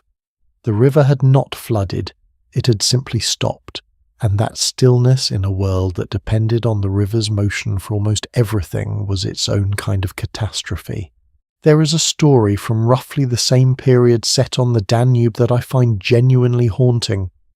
A harsh winter had frozen the river there too, and the result was a famine in the small riverside communities that had no reserves to fall back on. A bishop named Severin learned that a wealthy widow in one of these towns had been hoarding grain, holding it back from her neighbours, apparently waiting for the prices to rise further before she sold. He confronted her publicly. He called her out by name in front of her community. And then, according to the account that survives, something remarkable happened. Shortly after her grain was distributed, a fleet of supply boats appeared on the river. Boats that had been frozen in place upriver for many days, held there by the same ice that was strangling the towns downstream, suddenly broke free. The account describes this as miraculous. The prayers of the holy man had loosed the ice, and the boats had come through out of due season. Whether you interpret that as divine intervention, or simply as a remarkable coincidence of timing the detail that stays with me, is not the miracle. It is the widow, and the grain she hoarded, and the thing that happens to communities when a river stops moving and the food supply buckles. The same generous river that made trade possible, that made towns possible, had this power. When it froze, the community froze with it. And some people in that cold and fear looked at their neighbours' hunger and saw not suffering but opportunity. The frozen river revealed something about human nature that the flowing river let everyone keep hidden. Now let us move to the other extreme. Because if the frozen river was a quiet catastrophe, the flood was anything but quiet. Medieval floods were documented across Europe with a frequency that should genuinely humble anyone who thinks of flood disaster as a modern problem. The great rivers, the Rhine, the Seine, the Danube, the Thames, all of them flooded regularly. Not every decade, not every generation. Regularly. Almost annually in the worst stretches, and certainly within memory of every family that lived within a mile of the water. Historians studying the Danube's flood records from the 14th century onward have found evidence of what they describe as a culture of flood management in the pre-modern urban areas. That phrase has always struck me. Not a culture of flood prevention, a culture of flood management. Because the people living beside these rivers were not naive. They did not build their towns on the riverbank imagining that they would never flood. They built there knowing the floods would come, and they built in ways that reflected that knowledge. Houses in the most vulnerable areas were raised on natural or artificial high ground. Crops were chosen specifically for their ability to survive wet soil. Animals were grazed in seasonal marshes that were understood to be temporary. In some parts of medieval Italy, particularly along the Po River Valley, communities would actually breach their own riverbanks deliberately during certain seasons, letting in muddy floodwater to deposit the rich sediment that made their fields extraordinarily fertile. They were inviting the flood in on their own terms to take advantage of what it brought. That is not passivity. That is a relationship with water so sophisticated and so intimate that it makes our modern attitude of simply trying to keep rivers away from us look almost arrogant by comparison. But managed risk is still risk, and some floods refuse to be managed. The historical records of the twin towns of Krems and Stein in Austria, sitting on the banks of the Danube, give us one of the most detailed medieval pictures of what a serious flood actually meant for a community. Bridge masters in these towns kept accounts going back to the year 1350, recording every flood that damaged the river bridge and the cost and duration of the repairs needed. What those accounts reveal is that flood damage was not an occasional crisis, it was a budget line item. A predictable recurring expense that the town planned for set-aside money for staffed people for. The bridge master was essentially a full-time flood damage administrator, and the fact that the role existed, that it was considered a permanent and necessary civic position, tells you everything about how central the flood cycle was to the rhythm of medieval river towns. You ask yourself a question that I think is worth sitting with. How much of your daily routine right now is shaped by a risk you have simply learned to budget for?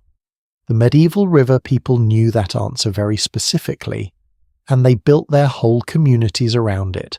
What strikes me most about the medieval response to river catastrophe is not the engineering, it is the theology.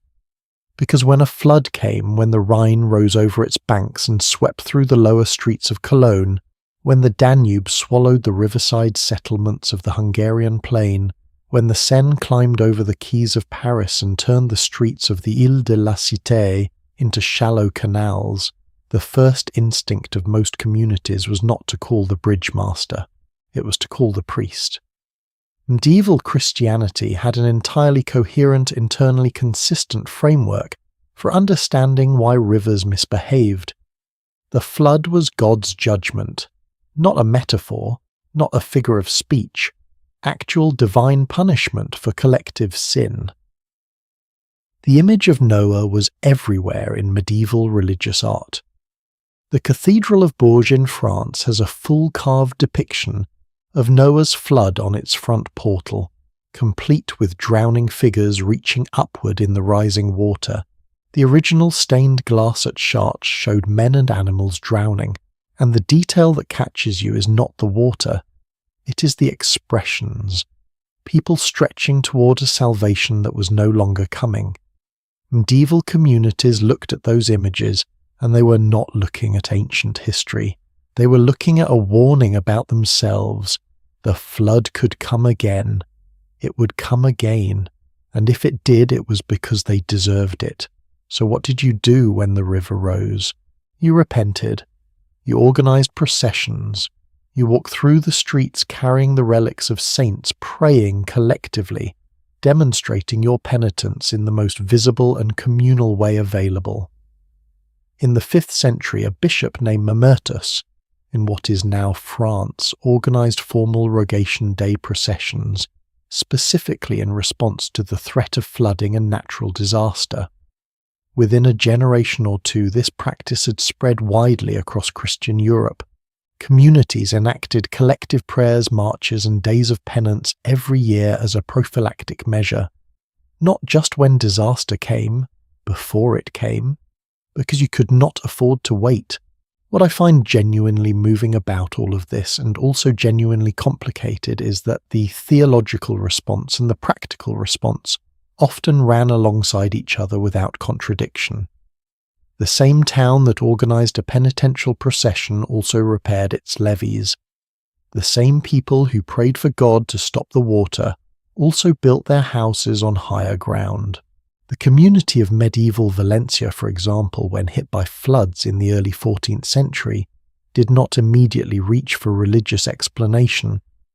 Their city records show that they blamed their own residents, first, specifically for throwing trash and refuse into the canals that caused blockages, and they responded by ordering everyone in the city to spend the next 2 days cleaning the waterways. Mandatory civic cleanup as a flood response. It was only later in the 15th century that Valencia's authorities began adding religious processions to their flood management toolkit, which suggests something I find very human about the medieval relationship with the river. When the problem seemed solvable by human action, they solved it by human action. When it seemed beyond human control, they reach for something larger. We do the same thing, we just reach for different larger things. There is one more element of this story I cannot leave without: the hunger stones. The ones along the Elbe and the Rhine and the Weser and the Moselle. We have already heard about the famous one at Dessine with its inscription from 1616. But the practice of marking drought stones goes back at least to the 15th century and possibly earlier. What does it mean that people carve those messages? Think about it for a moment. You are living through a terrible drought. The river is low. The boats cannot move. The crops are failing. People are hungry. And someone in the middle of all that suffering decides to pick up a chisel and carve a warning into a stone that will spend most of its life underwater. They are not writing for themselves. They are writing for people they will never meet. For children and grandchildren who will live along the same river in the same danger. They are saying in the most practical and enduring way available to them, this happened. It can happen again. When you see this stone, you are living through what we lived through. Do not be surprised. Do not pretend it cannot be. We were here. We are telling you. Weep. There is something in that gesture, that act of carving a warning into stone for an unknown future reader, that feels like the essence of what it meant to live along a medieval river. You could not control it. You could not predict it with any real precision.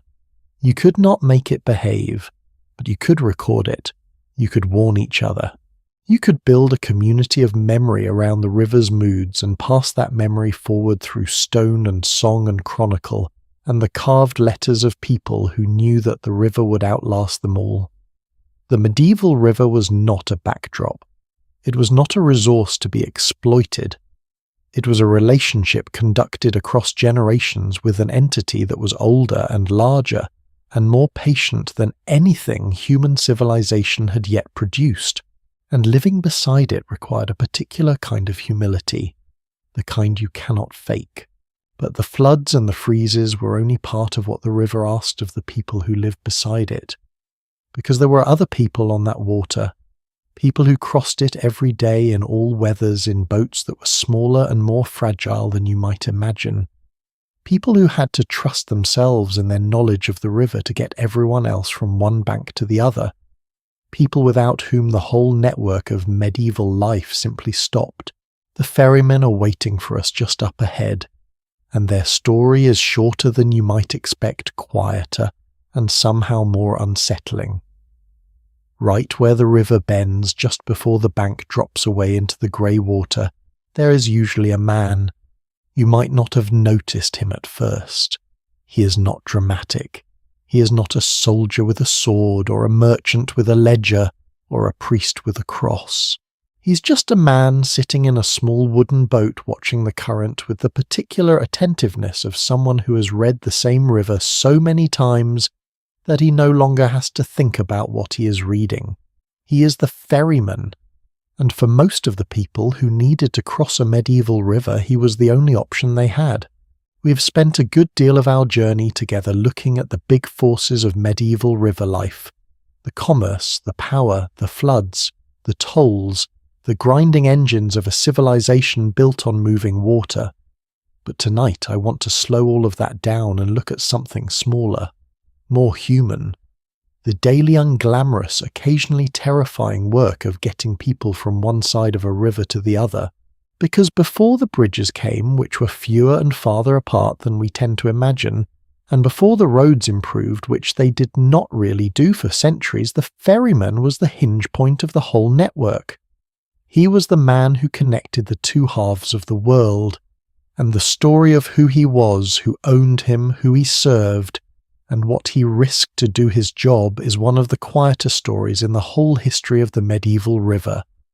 Quiet, but not small. Let me give you a number first, because it sets the stage. In Tudor London, just a little past the medieval period, we've been exploring a survey counted over 2,000 wherries and other small craft operating on the Thames, 2,000 boats. And the estimate from the same time was that around 3,000 people earn their living directly from working those boats. In a city whose population was somewhere around 200,000, that means roughly 1 in 65 Londoners made their living by rowing other Londoners across or along the river. Think about what that density of water transport means. Every neighbourhood of consequence along the Thames had its own set of watermen's stairs, those slippery stone descents down to the water, where men would gather and call out to passing foot traffic. Oars, oars, sculls, oars. The cry of the medieval ferryman was the background music of river life, and crossing with one of these men was depending on the day and the river, and the man either perfectly routine or genuinely terrifying. The Thames in London was a particular beast of a river to navigate. It was tidal, meaning the currents and the water levels shifted dramatically twice a day. A skilled waterman knew the tides the way a musician knows a piece they have played 1,000 times. He knew when to angle upstream and let the current push him across. He knew when to hold and when to go. He knew which sections of the river moved fastest, and which were deceptively calm on the surface, while pulling hard underneath. He needed to know all of this because the consequences of not knowing were extremely final. Many watermen drowned. The records say it plainly. This was an occupation with a genuine and regular death toll, and beyond drowning, which was the most obvious risk, there was the river itself as a working environment. Cold water, constant exposure, working in all weather through winter freezes and summer storms. Bronchial disease was so common among Thames watermen that it was considered a professional hazard of the trade, the kind of slow grinding damage to the lungs and chest that came from decades of damp and cold. These were men who were visibly physically worn down by their work, and yet the trade was passed down through families father to son, generation after generation, in the river parishes of the Thames like Bankside and Suffolk. One historical survey found that in certain districts along the south bank of the Thames, watermen made up as much as 40% of the entire working population, not 40% of the men in a particular occupation, 40% of everyone working in those neighbourhoods. The river had not just attracted these families, it had absorbed them completely. Now here is something that I think is genuinely fascinating about the ferryman's world, and it connects back to a theme we have encountered at every stage of this journey along the medieval rivers of Europe. The river crossing was never simply a practical arrangement, it was a legal one. across medieval Europe, and this was documented in extraordinary detail along the German rivers Neckar and Main. Historical researchers have examined written sources concerning 241 river crossings from the Middle Ages and later. 241 documented crossings. Each one represented a complex system of rights and duties. The right to operate a ferry at a particular point on the river was not something you simply decided to do. It belonged to someone, usually the lord whose territory the crossing served, and the ferryman himself occupied a peculiar position within that system. He was simultaneously essential to the community, socially marginal within it, and legally entangled in a web of obligations that he mostly did not right and could not change. The ferry crossing right was property. It was inherited. It was bought and sold. It was granted as part of larger land arrangements. And the ferryman who actually operated the crossing was often simply the man the lord employed to perform a service that the lord owned. One piece of historical research on English ferries from the period between 1272 and 1415 found that ferry valuations, meaning the assessed economic value of the right to operate a particular crossing, range from between 1 and 20 shillings, with some of the most profitable reaching over £13. £13 for the right to row people across a river. That is by any medieval standard significant money, which tells you something very clear about how central these crossings were to the movement of people, goods and commerce. The river itself was free. The crossing was not. And can I just say, as someone who thinks about this sort of thing perhaps more than is entirely healthy, that there is something philosophically interesting about this arrangement. The water moved without anyone's permission. The fish swam. The current flowed. Rain fell. And yet the moment a human being wanted to get from one bank to the other, they entered a system of rights fees, lords' permissions and legal obligations that had been constructed over generations specifically around that need. The medieval river was nature. The medieval river crossing was politics. And the ferryman sitting in his boat between the two banks was the living embodiment of that distinction. He carried people across from the natural world into the social one and back again, every single trip. One of the most revealing details about medieval ferrymen comes from London, and it is the kind of detail that historians mention almost in passing, but which catches in my mind every time I encounter it. London Bridge, that famous structure we heard about briefly in an earlier part of our story, was the only fixed crossing over the Thames in central London for centuries.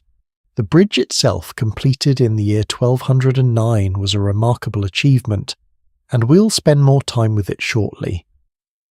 But the water flowing through the bridge's many stone piers created a very specific problem for the waterman. The bridge narrowed the river channel significantly. And when you narrow a river channel, the water that has to pass through it speeds up. The current underneath London Bridge was fast and turbulent, and navigating a small boat through it required considerable skill. The act of rowing through the gap under the bridge arches was called quite vividly shooting the bridge. And shooting the bridge could kill you. A number of people drowned attempting it. Cautious passengers, and there were apparently many of them, would get out of the boat on one side of the bridge, walk across it on foot, and rejoin their waterman on the other side. They effectively paid for a partial ferry trip, disembarked in the middle, walked over the obstacle, and then paid for the rest. There is something about that arrangement that I find deeply warmly human. The technology of the bridge had made the river more convenient in one sense, and more dangerous in another. And the practical response was to do both things simultaneously, one by boat and one by foot, until you were safely through the hazardous bit. The Thames ferrymen were also in the medieval imagination associated with something darker than simple transportation, because the Thames did not just divide the city of London from its southern shore, it divided respectable London from Southwark. Southwark on the south bank sat outside the jurisdiction of the Mayor of London, which meant that certain activities that were regulated or prohibited within the city's boundaries were considerably more available south of the water. The brothels, for instance, which were numerous and well attended, were located in Southwark specifically because the legal geography of the river made that arrangement convenient for everyone involved, and the watermen who ferried passengers south across the Thames at night found themselves operating in a moral and legal grey zone that the city authorities found deeply uncomfortable. A record from the year 1339 describes two boatmen who were brought before the Court of Aldermen, accused of rowing, as the document puts it, diverse evildoers and disturbers of the King's peace across the Thames at night, to Southwark presumably, where various kinds of disturbance could be conveniently pursued. The court was not pleased, and the watermen who operated after dark, who knew the river well enough to navigate it without the landmarks that daylight provided, occupied a very specific social position. They were necessary. They were suspected. They were in many cases quite colourful in their language and their personal habits, if the historical accounts of their general demeanour are to be believed. One historical source describes them with evident affection and equally evident exasperation as rough, saucy and independent. They had their own dialect, a kind of water language that distinguished them from the landlocked population. They formed a caste in the older sociological sense of the word, inheriting their work, their neighbourhoods, their social networks, and their relationship to the river as a package from the generation before, and they were fiercely protective of their trade. When proposals arose to build additional bridges over the Thames, the watermen protested loudly and persistently. Every bridge was a threat to their livelihood. Every stone arch over the water represented a crossing that would no longer need a boat. They were not wrong to worry. But beyond all of the legal complexity, beyond the moralising and the court records and the Lord's rights and the ferry valuations, there is something I want to sit with for a moment before we move on. Because the ferryman's job, stripped of its political and social context, was at its heart a very simple act of trust. You got into a small wooden boat with a stranger on moving water, and you trusted him to bring you across. Not because you knew him personally necessarily, not because you had reviewed his record or his credentials or checked his qualifications, but because the river needed crossing, and he was there, and the boat was there, and the current was there, and there was nothing else to do but trust. That act of placing yourself in someone else's hands, of accepting vulnerability in exchange for movement, is one of the most ancient human transactions there is. And the ferryman, that quiet figure at the margin of the medieval river, performed it dozens of times a day, in rain, in cold, in the darkness before dawn when a traveller needed to reach the far bank before the market opened, in the same grey winter weather that froze the river upriver and left the lower Thames still moving but biting cold under the oars. He was not celebrated. He was not particularly respected. He left almost nothing behind him in the historical record except occasional appearances in court documents, ferry valuations, and the complaints of the people who found his rates too high or his manner too free. But every person who crossed a medieval river and survived the crossing owed something to whoever held the oars. And when I think about the full picture of medieval river life that we've been building together over these past hours, from the fisherman at dawn to the miller grinding grain to the merchant counting tolls, to the ferryman waiting at the stairs in the half-light, I keep coming back to the same thought. The river did not do any of this alone. The river gave the opportunity. But the people, with all their ingenuity and their greed and their courage and their faith and their rough independent humour, are the ones who built a civilization around it. Now there is one more kind of person who stood beside these rivers throughout the medieval period. A person who did not fish them, or mill them, or tax them, or cross them. A person who looked at the water and heard something in it that was not commerce or danger or practical utility, something older, something that the church was built on top of but never quite managed to replace. The sacred river is waiting for us just ahead, and I think you will find as we step toward it that this part of the story reaches further back than any other. Long before the first stone church was built beside a European river, before any priest carried a candle to the water's edge to bless it, before baptism became the sacrament that made a person human, in the eyes of the medieval world the rivers already had gods. They had had them for a very long time, and tonight as we settle into perhaps the most layered part of our whole journey together, I want to take you somewhere that most history books glance at and then move quickly past. To the moment when Christianity arrived at the river's edge, looked down at what was already there and had to decide what to do about it. The Seine has a name. Most people know it as a river, a famous one. The river that runs through Paris, that carries pleasure boats and reflections of the Eiffel Tower, and the dreams of every romantic who has ever stood on one of its bridges. But the name Seine is not French. It is not even Roman. It is Celtic, and it is very old, and it is the name of a goddess. Her name was Sequana, and the story of Sequana is one of the most extraordinary continuities in the entire history of European spiritual life. The Celts, who inhabited the lands that would eventually become France, Britain, and much of Central Europe before the Roman conquest, understood the rivers in a way that was entirely different from how we think about them now.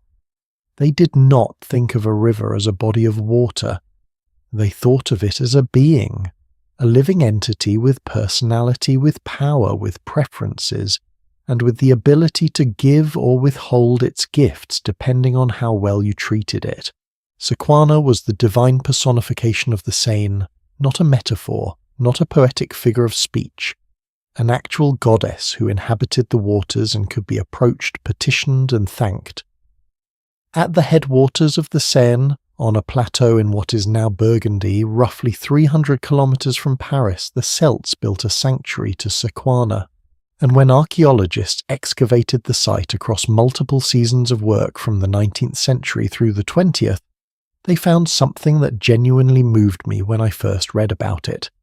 They found 1,500 ancient objects, hundreds of votive offerings, stone carvings of body parts, eyes, legs, arms, internal organs, heads, each one representing an ailment, an injury, a suffering that a pilgrim had brought to the goddess and laid before her water, asking to be healed.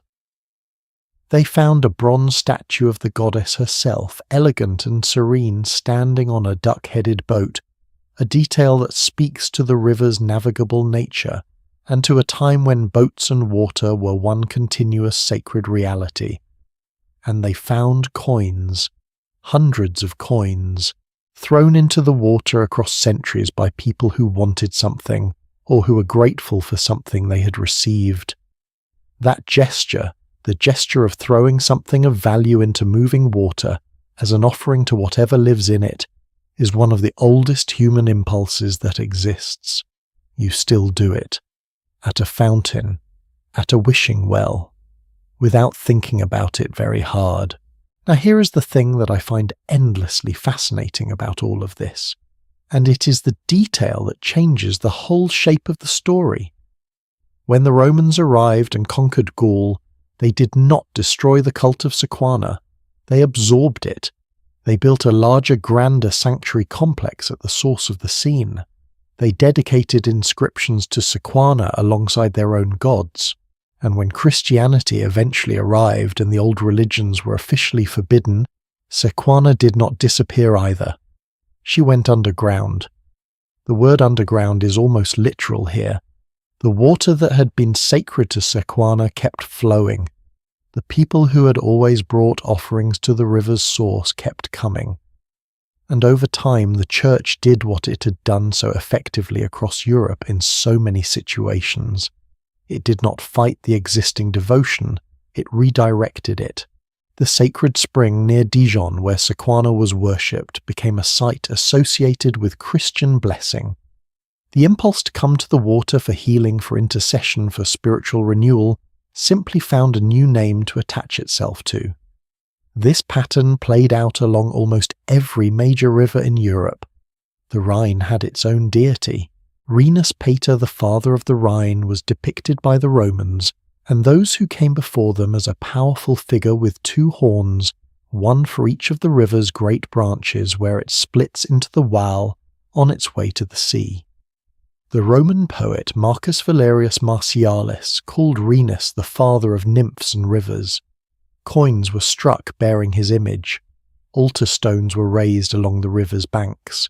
And the Danube had Danuvius, a river god, important enough to appear in inscriptions throughout the Roman Empire. The river Marne was personified by the goddess Matrona, meaning essentially the mother river. The river Wharfe in Britain had Verbea. The Celtic cultures of Britain and the continent named their rivers with feminine names wherever possible, because they understood rivers as nurturers, as mothers, as the sources of life in the most literal sense. Do you see what is happening here? The very rivers we've been following through this whole series, the Rhine, the Seine, the Danube, the rivers that built medieval civilizations' commerce and power and daily life, were at their root understood as divine. Not metaphorically divine, actually concretely, personally divine. Each with a name, each with a face, each capable of being in a relationship with the human beings who lived beside them. And now Christianity arrives, and the Church faces a genuinely difficult problem. You cannot simply tell people that the river they have been praying to for 1,000 years is not sacred. The river is right there. It is still flowing. It is still giving fish and water and power and passage. It is still dangerous. It still floods. It still freezes. It still takes lives. The evidence of its power is immediate and constant.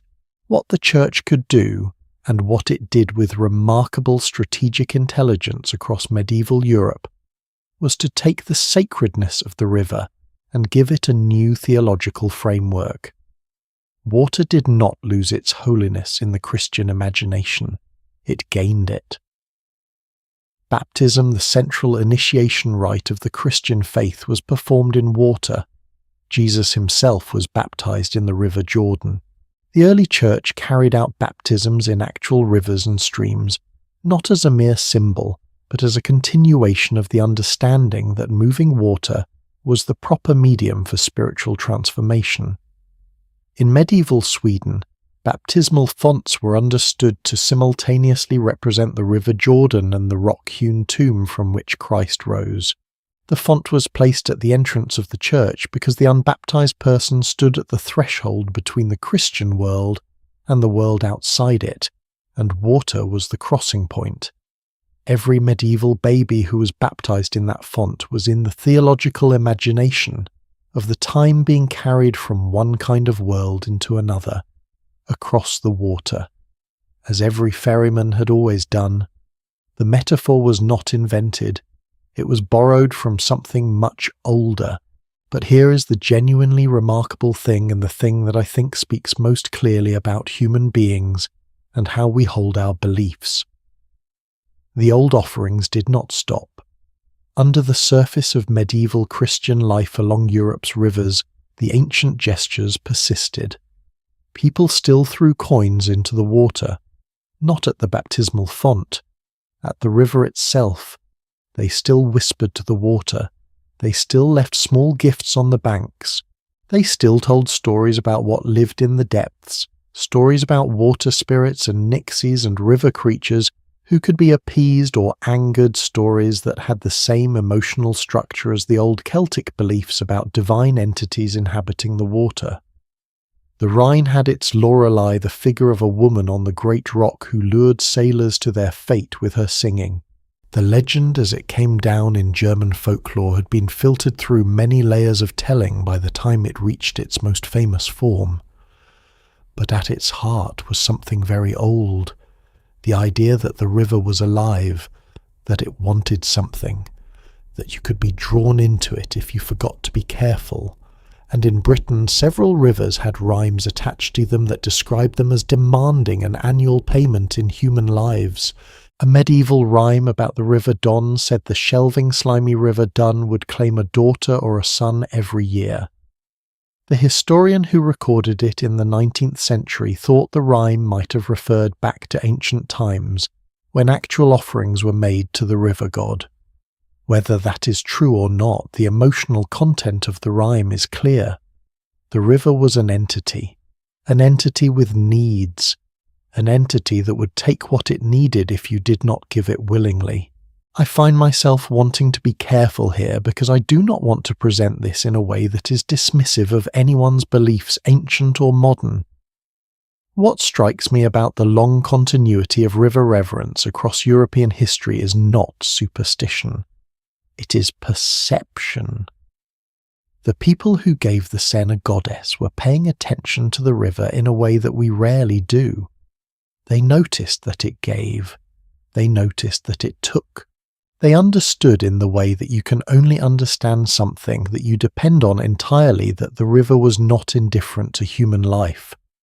Whether it was because a divine personality inhabited it, or because of the complex ecological and hydrological processes we would now describe with scientific vocabulary, the river's relationship with the people who lived beside it was real, and it was reciprocal, and it had consequences. Siquena did not disappear when Christianity arrived. She was renamed. The same spring that had been her sanctuary became a place where people came seeking Christian healing. Same water, same impulse, different name above the door, and along every river in medieval Europe this same process played out in 100 variations. Churches were built beside rivers specifically because rivers had always been sacred. Christian missionaries built their foundations at the ends of ancient causeways that crossed river valleys, mirroring and extending the pre-Christian ritual topography that was already there. The monks who chose river sites for their abbeys were not simply being practical about water supply. They were inheriting a tradition of understanding those sites as places where the boundary between the ordinary world and something larger was thin. There is a detail from the excavation at the source of the Seine that has stayed with me since I first encountered it. Among the offerings found at Siquena's sanctuary, there were votive objects depicting body parts as we have discussed. But among them there was also something else. There were small stone carvings of pilgrims, not of gods or goddesses, just people. People in the act of walking, people carrying offerings in their hands, people on their way to the water. And historians have been able to identify from inscriptions near these figures some of the social roles of the visitors. There was a slave, there were several women, there were people identified as pilgrims, there was a male citizen, people who by the social rules of their time had almost nothing in common with each other, the slave and the citizen, the woman and the man. They came to the same river, they stood at the same bank, they held out whatever small thing they had brought with them, and they asked for the same things: healing, mercy, another chance. I've been thinking about this for a long time, and the conclusion I keep coming back to is this. The sacred river is the river stripped of all its economic and political meaning. Not the river of the fisherman's rights, not the river of the toll collector's demands, not the river of the miller's power or the merchant's profit or the lord's jurisdiction. The sacred river is the river that remains when all of that falls away. The river that was there before any of it. The river that will be there after all of it. The river that when you stand beside it and look down at the moving water, reminds you quietly but unmistakably that you are not in fact in charge. The medieval person standing at the Rhine or the Seine or the Danube and throwing a coin into the current was doing something that the fisherman and the miller and the merchant could not do. They were simply giving, not trading, not demanding, not taxing, not claiming rights, just giving something back to the water, acknowledging in the most ancient human gesture available that the river had given first. And with that quiet acknowledgement still hanging in the air between us, We have one more threshold to cross before this journey reaches its end. Because the rivers did not only shape belief, they shaped stone. And the bridges, those extraordinary medieval achievements that we have glimpsed throughout our story, deserve a moment of their own.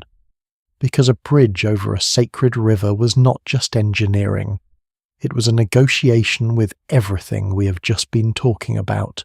And the stories people told about who paid for those bridges and what was required to make them stand will give you something to think about long after tonight's story is over. Somewhere in medieval France, a 12-year-old shepherd boy is standing in a field on the slopes of the Ardèche Mountains. It is the year 1177. He is watching his sheep, and then he hears a voice. The voice tells him to go down to the city of Avignon to stand before the people and to build a bridge across the Rhône. The Rhône, one of the most powerful, most difficult, most punishing rivers in France. A river where, as the boy will later explain to the skeptical Bishop of Avignon, even the Roman engineers of antiquity had given up trying to bridge it at this point. Now you might think this shepherd boy simply went home, ate his supper and had a lie down. That would have been the sensible choice. But he did not do the sensible thing. He walked down from the mountains. He went to the cathedral. He interrupted the bishop's sermon. And when the bishop challenged him to prove his divine commission, the 12-year-old bent down, lifted a block of stone that by all accounts 30 grown men could not have moved, and threw it into the river, where it would serve as the foundation for the first pier. The bridge was built, all 900 meters of it, 22 arches crossing the Rhône, the only fixed river crossing between Lyon and the Mediterranean Sea. And the boy who started it all died of exhaustion at roughly 19 years old, 4 years before the bridge was completed. He was buried inside a chapel built on one of the bridge's piers.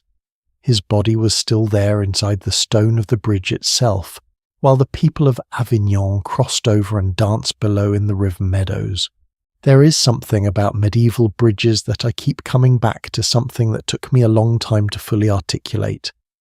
And it is this: every bridge was in the medieval imagination a kind of miracle.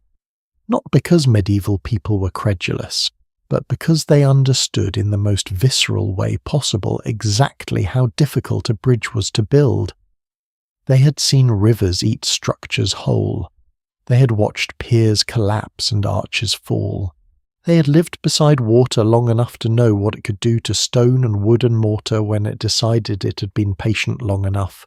And so, when a bridge stood, when it actually held against the floods and the ice and the years and the weight of the carts and the livestock and the thousands of feet crossing it every single day, the natural human response was to ask how.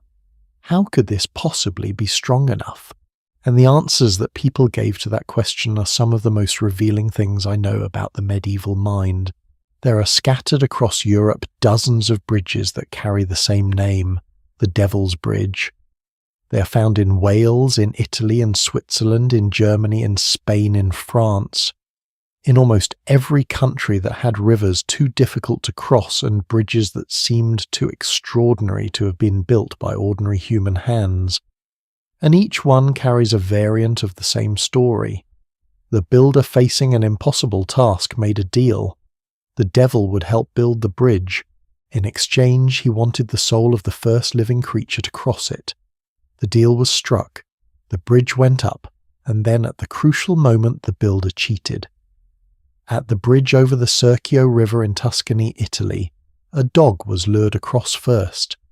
At a bridge in Cardiganshire in Wales, an old woman threw a piece of bread, and her dog chased it over before anyone else could step onto the stone. At the Sachsenhauser Bridge in Frankfurt, a builder drove a rooster across. The devil in each version was furious, and in the Italian story his fury had permanent architectural consequences, 2 holes in the bridge that have never since been filled. Now why does this matter? Why do so many different communities across so many different countries, across so many centuries converge on the same basic story? Some scholars have pointed to the idea of foundation sacrifice, the very ancient practice of burying a body, usually an animal's but sometimes human, in the foundation of an important structure to appease the spirits of the ground and ensure the building would stand. Evidence of such practices has been found near the foundations of buildings and bridges across Europe. The Encyclopedia of Superstitions notes specifically that it was considered very unlucky to be the first person to cross a new bridge. The same reluctance, the same understanding that the bridge had a cost and that someone had to pay it, appears in nursery rhymes, and some scholars have suggested that the famous London Bridge nursery rhyme, with its refrain about falling down and building it back up again, contains traces of exactly this very old belief about what a bridge required to stand. But the medieval response to that old belief was characteristically to transform it, not to abandon the idea that building a bridge required something sacred, but to redirect that need towards something Christian. In the late 12th century, when the Pont Saint-Benazet was being built at Avignon, the people who wanted to support it formed an organization. They called themselves the Bridge Building Brotherhood, the Fratre Pontifices in Latin, and they understood their work explicitly as a religious calling. Building a bridge was in their framing a work of charity, of piety, of service to God and to pilgrims and travellers. The Archbishop of York, a historical record, shows granted official indulgences to those who contributed money or labour to bridge construction in the 13th century. Indulgences, the same spiritual currency that was granted for pilgrimage to holy sites, for charitable works, for prayers. Building a bridge could literally reduce your time in purgatory, which meant that a medieval person contributing a day's labour to help repair a bridge was not doing civic maintenance. They were making a spiritual deposit. The bridge was sacred infrastructure. London Bridge, completed in the year 1209 after 33 years of construction, embodied this understanding more completely than almost any other structure in medieval England. The bridge was begun under the supervision of a priest named Peter of Colechurch, who did not simply oversee the engineering. He built a chapel into the bridge itself. Right there on the largest pier in the middle of the structure, the chapel of St. Thomas the Martyr stood, not as an afterthought, as a foundation element. The chapel was dedicated to Thomas Becket, the Archbishop of Canterbury, who'd been murdered in 1170, whose death had been ordered, however obliquely, by King Henry II himself. The king in penance commissioned the bridge. The bridge in return became a pilgrimage site. Historians have recovered hundreds of medieval pilgrim badges from the riverbed. Around where the middle pier once stood, the small metal souvenirs that pilgrims collected at holy sites as proof of their journey. They were dropping into the water at London Bridge, not because the bridge was a shrine exactly, but because they were standing on something sacred, something built at the intersection of royal guilt, divine mercy, architectural ambition, and the ancient human instinct to make offerings to the water below. And London Bridge was not just a crossing, it was a city. By the 14th century, the bridge was home to approximately 500 people living in the 140 houses that had been built along its length. 500 people living on a bridge. 2 carts could barely pass each other on the roadway. The houses jutted out over the water on both sides, some of them projecting so far out that they nearly touched across the gap, creating a shadowy tunnel over the road below. There were shops, there were inns, there were watermills built into some of the gaps between piers, grinding grain in exactly the same way that river mills worked everywhere else, except here the machinery hung suspended over the Thames rather than sitting beside it. And at the southern end of the bridge, on the gates and towers, there were the heads, the severed heads of traitors preserved in tar and impaled on wooden poles, displayed as warnings to anyone entering the city from the south. William Wallace was there. Thomas More was there. Wat Tyler was there. The bridge was simultaneously a miracle of engineering a residential neighbourhood, a pilgrimage landmark, a market street, a mill, and an execution memorial. All at once, all in the same 280 meters of stone over moving water. If that does not make you marvel at the density of medieval life, I am not sure what will. And here is the detail about London Bridge that I think is the most extraordinary of all. The bridge was completed in 1209. It was demolished in the 1830s.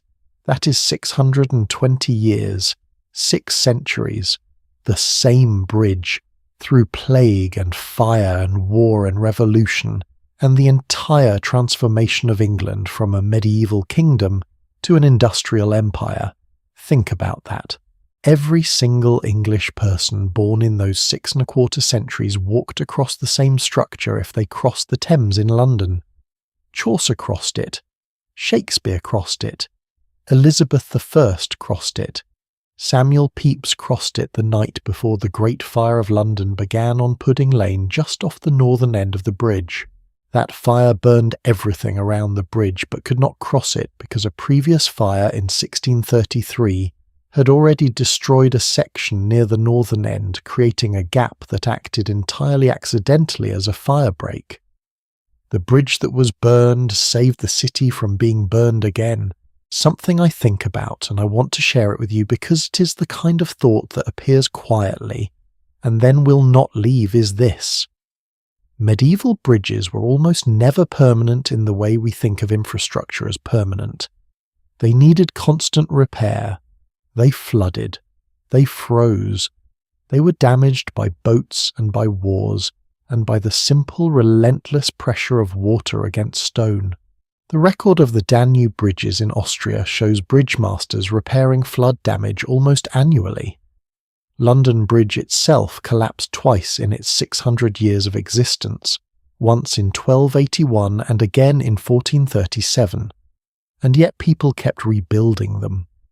That to me is the real meaning of the medieval bridge, not the engineering, though the engineering was extraordinary, but the persistence. The decision made over and over and over again that the connection was worth the cost, that what lay on the other side was worth building toward, that the river dividing us was not the final word on whether we could reach each other.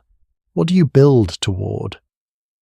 What keeps calling you to cross a difficult stretch of water, even knowing it will cost something, even knowing the current underneath is stronger than it looks? I think about the shepherd boy from the Ardèche.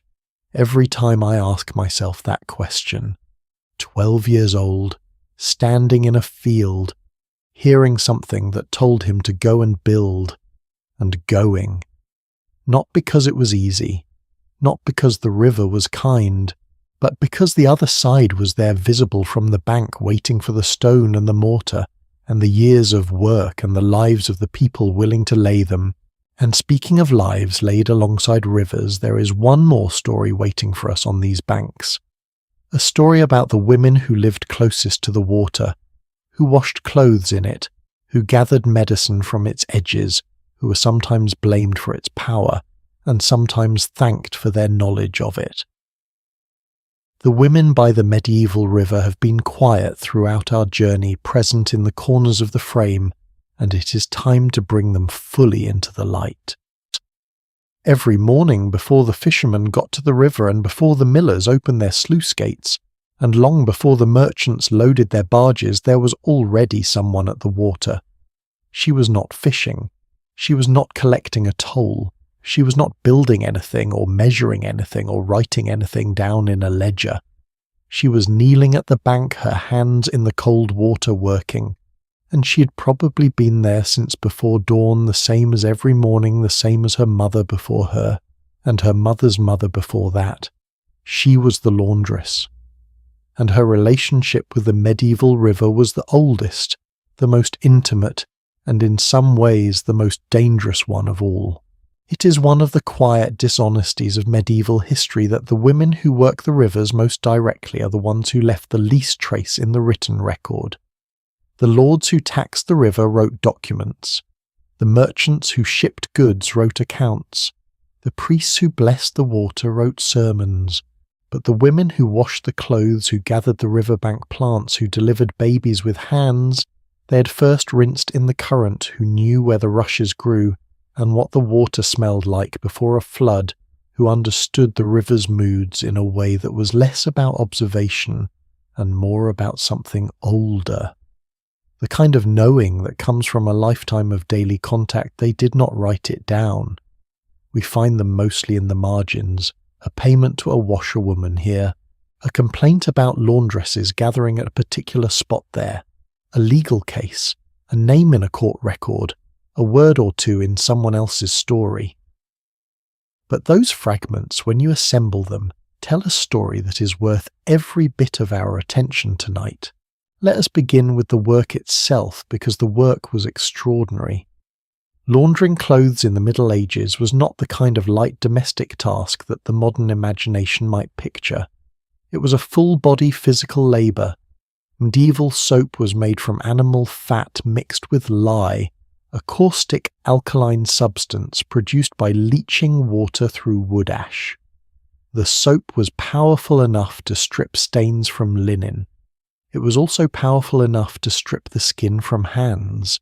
Women who did this work every day, day after day, developed chronically cracked and damaged skin calluses that never fully healed, and a particular kind of worn and reddened hands that were recognizable as the mark of the trade. The linen itself was heavy. Soaked cloth weighs considerably more than dry cloth. Carrying it to the river, working it in the water, wringing it out, carrying it back to dry, doing this repeatedly for the entire community's washing was work that required genuine physical strength. Medieval advice books, in a detail that I find unexpectedly touching, recommended that underwear be changed every single day, which means someone had to wash it every single day, that someone was almost always a woman. Along the Thames in London there was a dedicated structure for exactly this work. Historical records mention it by name: La Lavender Bridge, the Laundress Bridge, a wooden jetty, a platform jutting out over the water specifically designed and designated for the city's washerwomen to do their work. Think about what it means that such a thing existed. The city recognized in a formal and architectural way that a specific kind of work was happening at the river, and that work was women's work, and it needed its own infrastructure. And yet those same women, despite their dedicated bridge and their essential service, occupied one of the lowest rungs on the social ladder of the medieval city. A historian studying medieval laundresses across England and northern France in the period between approximately 1300 and 1550 found something fascinating. The responses to laundresses were, as she puts it, highly ambivalent. They were recognized as necessary. They were often treated as suspect. The freedom of movement that the job required, travelling between households, working at the riverbank in a semi-public space, existing at the margins of the domestic world, made laundresses objects of both social utility and social unease. But I want to stop here for a moment and complicate that picture, because the stereotype of the laundress as a helpless victim of medieval society, a woman crushed by her circumstances, does not hold up entirely when you look more carefully at the evidence.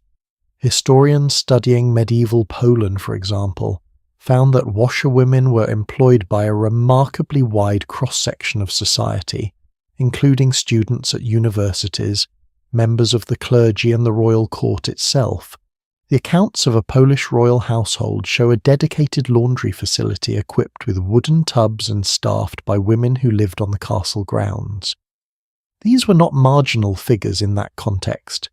They were permanent housed members of the royal staff, and the riverbank, wherever it was, functioned as something that a historian described beautifully as a female space par excellence, a place where women gathered not under the supervision of husbands or employers, not in the confines of a domestic interior, but out in the open beside running water, working together. News was exchanged there, advice was given, grievances were aired. Women who had no other public space in the medieval city had the riverbank.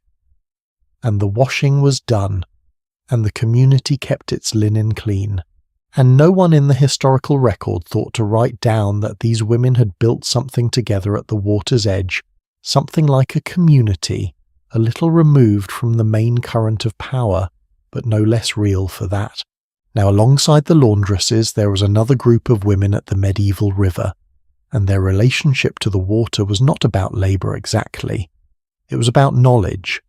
Medieval Europe's rivers were medicine cabinets, the plants that grew along riverbanks, the roots and herbs that thrived in marshy ground, the bark of trees that stood at the water's edge. All of these were part of a body of practical botanical knowledge that was accumulated, tested, and passed down primarily by women. Hildegard of Bingen, the remarkable 12th century abbess and scholar, documented hundreds of medicinal herbs in her great works on natural medicine. She was exceptional in being able to write it all down, and in having the institutional position that let her work be preserved. But the knowledge she documented was not hers alone. It was the common property of women across Europe who'd been tending the sick with plants since long before anyone thought to organise it into a written text. And a significant portion of that herbal knowledge was specifically riverine.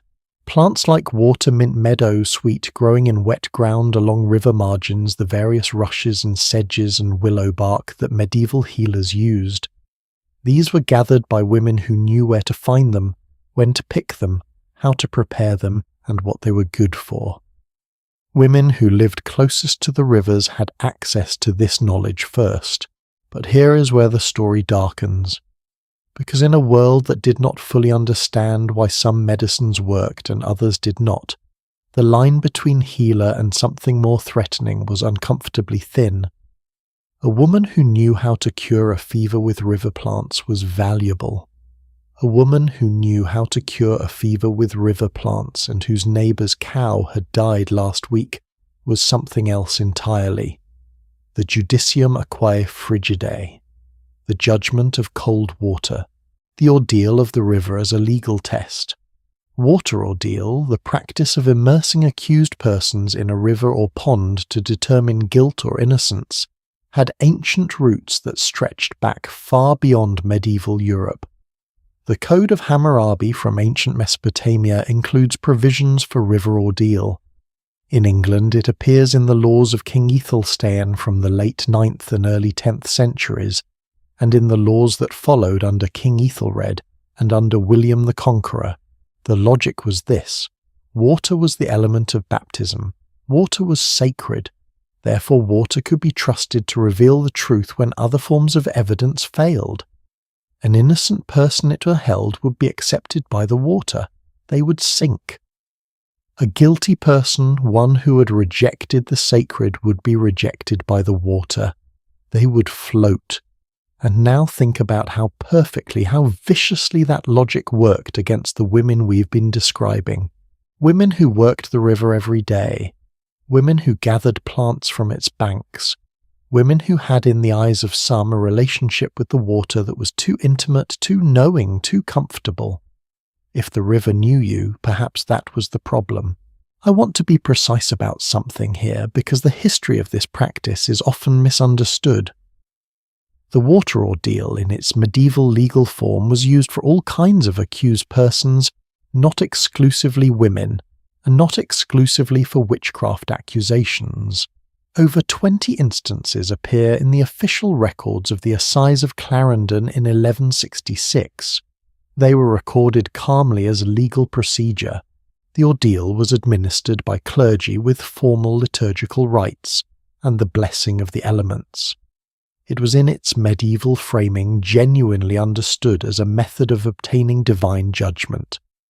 The Fourth Lateran Council of 1215, under Pope Innocent III, officially prohibited clergy from participating in ordeals, and the practice declined substantially in its formal legal manifestation after that.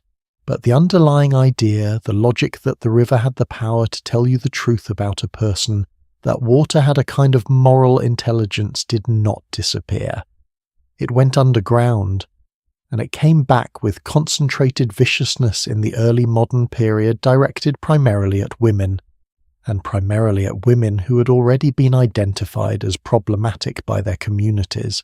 By 1717, an official case in Leicester recorded 2 women who, when subjected to the swimming test, floated like a cork, a piece of paper, or an empty barrel, though they strove all they could to sink.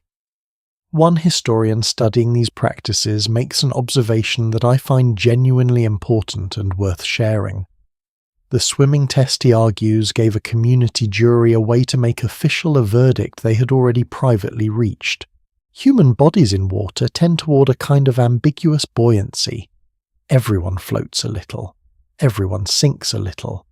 Whether you were judged to have sunk enough to be innocent depended very much on who was watching and what they had already decided about you. The river did not judge, the community judged, and the river simply provided the theatre. That observation sits with me more heavily than almost anything else I've researched for this series, because it tells you something about what the river meant to the medieval world that is deeply and disturbingly human. The same water that gave the laundress her livelihood, the same water that gave the healer her medicine, the same water that carried the prayers of the penitent and the offerings of the faithful, could become the instrument by which a community turned on one of its own. The river did not care about that. It flowed. It went on flowing. The same current that had been running since before the first human being stood on its bank would run long after the last one was gone. What changed was not the river. What changed was what people brought to its edge. And I think about the women who went to the river every morning with their heavy baskets and their cracked hands, who knew every stone in the ford, who had their own section of the bank, their own unwritten understanding with the water, who talked to each other at the washing place in ways they could not talk anywhere else, who knew the plants and the currents and the seasons better than anyone with authority to write those things down. They were not historians. They were not saints. They were not victims, most of the time. They were workers. They were neighbours. They were keepers of knowledge, and their relationship with the medieval river was as deep and as complicated and as real as anyone else's. Maybe deeper, maybe more complicated, maybe more real. We're almost at the end of our journey now.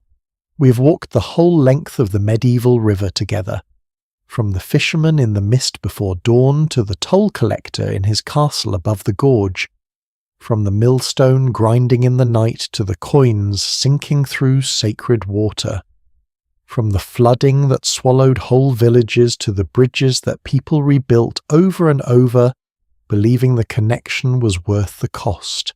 And now, at the very end of this long walk beside the water, there is one more thing left to do. We need to stop at the bank, to look at the river one last time, and ask what all of this means. What does it leave us with this long look at the people who lived beside the great rivers of medieval Europe? What does the river finally remember? That part of our story is right here. The river does not keep time the way we do. It does not mark anniversaries. It does not remember the name of the fisherman who stood in it at dawn 1,000 years ago. It does not grieve for the laundress whose hands cracked in its cold water. It does not congratulate itself on the cities it helped build or mourn the ones that burned and were rebuilt beside it. It simply flows, and that, I think, is the most important thing about it. The river was there before the first medieval stone was laid. It will be there after everything we call modern has run its course.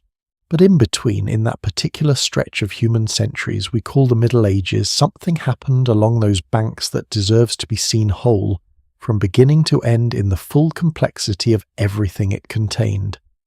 And tonight, right now, together we have done that. Look at what we've covered. We started at the very beginning at the question of why every great city of medieval Europe was built on a riverbank, and the answer turned out to be not one thing but many things at once. Water, food, defence, transport, connection, identity. The river was not a backdrop, it was the reason. We met the fishermen who knew their section of water the way a musician knows a piece by heart, who fought legal battles over weirs and claimed in their petitions that without them the City of London went hungry on fast days. And they were right.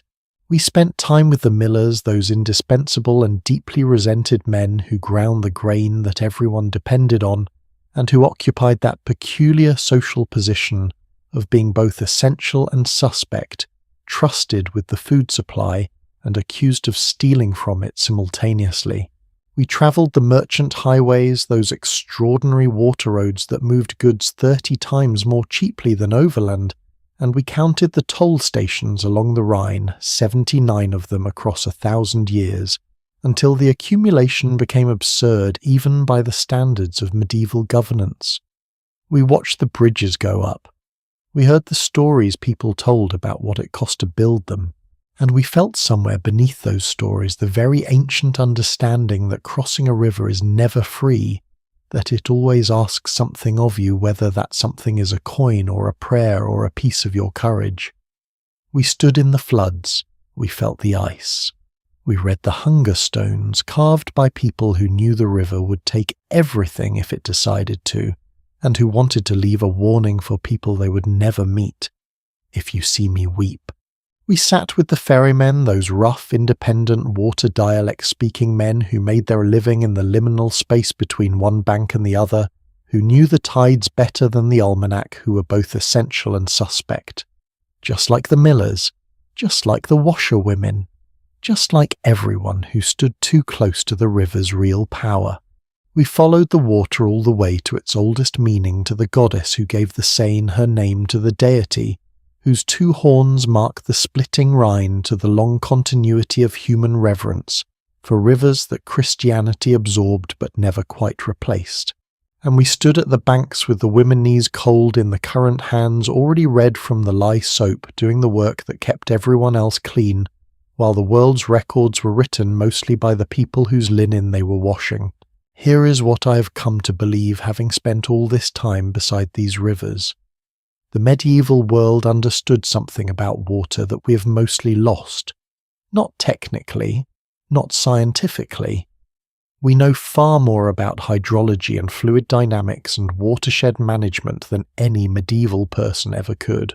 But in terms of relationship, in terms of the daily lived embodied understanding of what a river is, and what it means, and what it asks of you, the people who lived beside the Thames in 1200 had something we do not. They could not take the river for granted. They could not turn a tap. They could not check the flood warning app before deciding whether to build on the low ground. The river was always present, always active, always capable of changing everything. And so they paid attention to it in a way that we insulated by infrastructure and technology rarely manage. A scholar named Ellen Arnold, writing about medieval river cultures for Cambridge University Press, describes how medieval communities used rivers not just as practical resources, but as vehicles for understanding themselves, their place in history and their hopes for the future. The river, she argues, provided a unique opportunity to think about change and transition, about the connections between past and present, about what endures and what flows away. And she is right. A river is the most perfect metaphor for time that nature has ever produced. It moves constantly.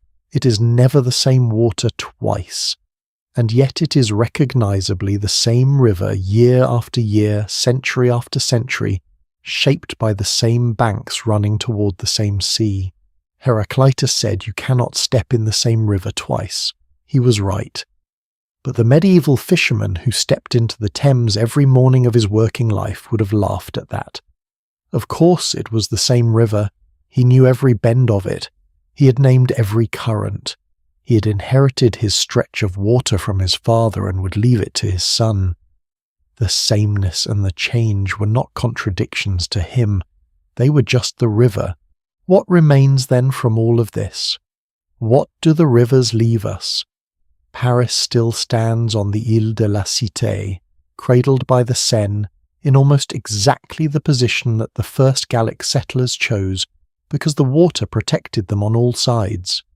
London still sprawls across the Thames, the same river that carried Roman goods and Saxon prayers and Viking raids and medieval grain and Tudor pageantry and the smoke of the Great Fire and the pride of an empire. Cologne still rises above the Rhine, whose castles and ruins the tourists photograph every summer, without always knowing that they are looking at the ruins of toll booths. Vienna still looks out over the Danube, that great connector of east and west, that river so important that 4 capital cities grew on its banks, and the Romans made it the northern wall of their empire.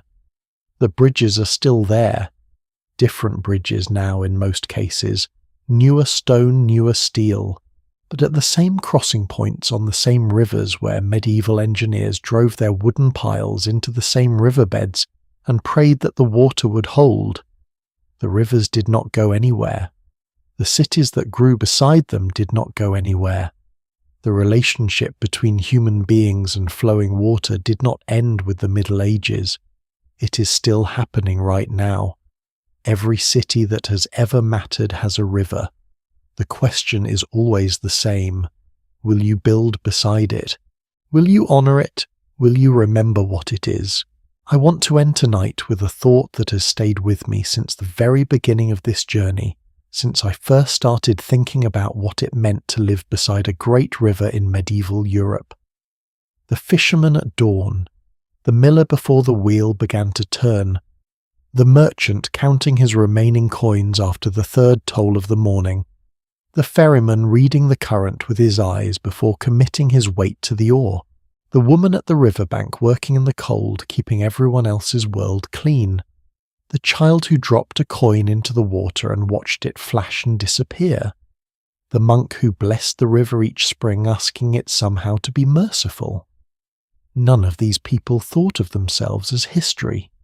They were not performing for a future audience. They were just living beside a river trying to make it through the week. And yet here we are, centuries later, still able to hear them. In the court records, in the Domesday Book, in the Hunger Stones, in the legal cases and the saints' lives and the merchant accounts, and the occasional explosive petition about fish weirs in the Magna Carta, in the names of rivers that are still the names of ancient goddesses, in the children's song about the bridge that kept falling down and being rebuilt, in the wishing well where you still throw a coin without thinking about it very much because something in you knows that the water deserves something. They are still there. The river carries them. So the next time you stand on a bridge and look down at moving water, or the next time you drive through a city and see a river glinting between the buildings, or the next time you reach a river's edge on a walk somewhere and just stand there for a moment watching the current run, take a second. Think about who stood in that spot before you. Not one person, hundreds of generations of people, each of them living out the same essential relationship with the same essential fact. The water moves, life happens beside it, and then the water moves on. We have reached the end of our journey along the great rivers of medieval Europe, all 12 parts, all those hours together in the dark beside the water. And I want to say something before we part for the night, something that I mean genuinely, and not just as a formality. Thank you. Thank you for your curiosity, for following me down these long medieval waterways, for staying with the fishermen and the millers and the ferrymen and the washerwomen and the bridge builders, and the people who prayed beside the water, and the people who feared it, and the people who simply could not live without it. These are not famous stories. These are not the stories that get told in the big books about kings and battles. These are the stories that happen every day beside rivers that still run in cities that still stand. And they deserve to be told. You deserve to hear them. If this journey meant something to you, if at any point tonight you felt that pull of recognition, that moment when the past stops being abstract and becomes somehow personal, please leave a comment below. Tell me which part stayed with you. Tell me which person along the river you found yourself thinking about, or simply hit like and let the river carry it forward. Because there are more stories waiting. The rivers of the medieval world did not run dry in 12 parts. There are still rivers to follow, still banks to walk, still voices in the water that have not yet been heard. The next journey is already ahead of us. Settle in. The current runs on,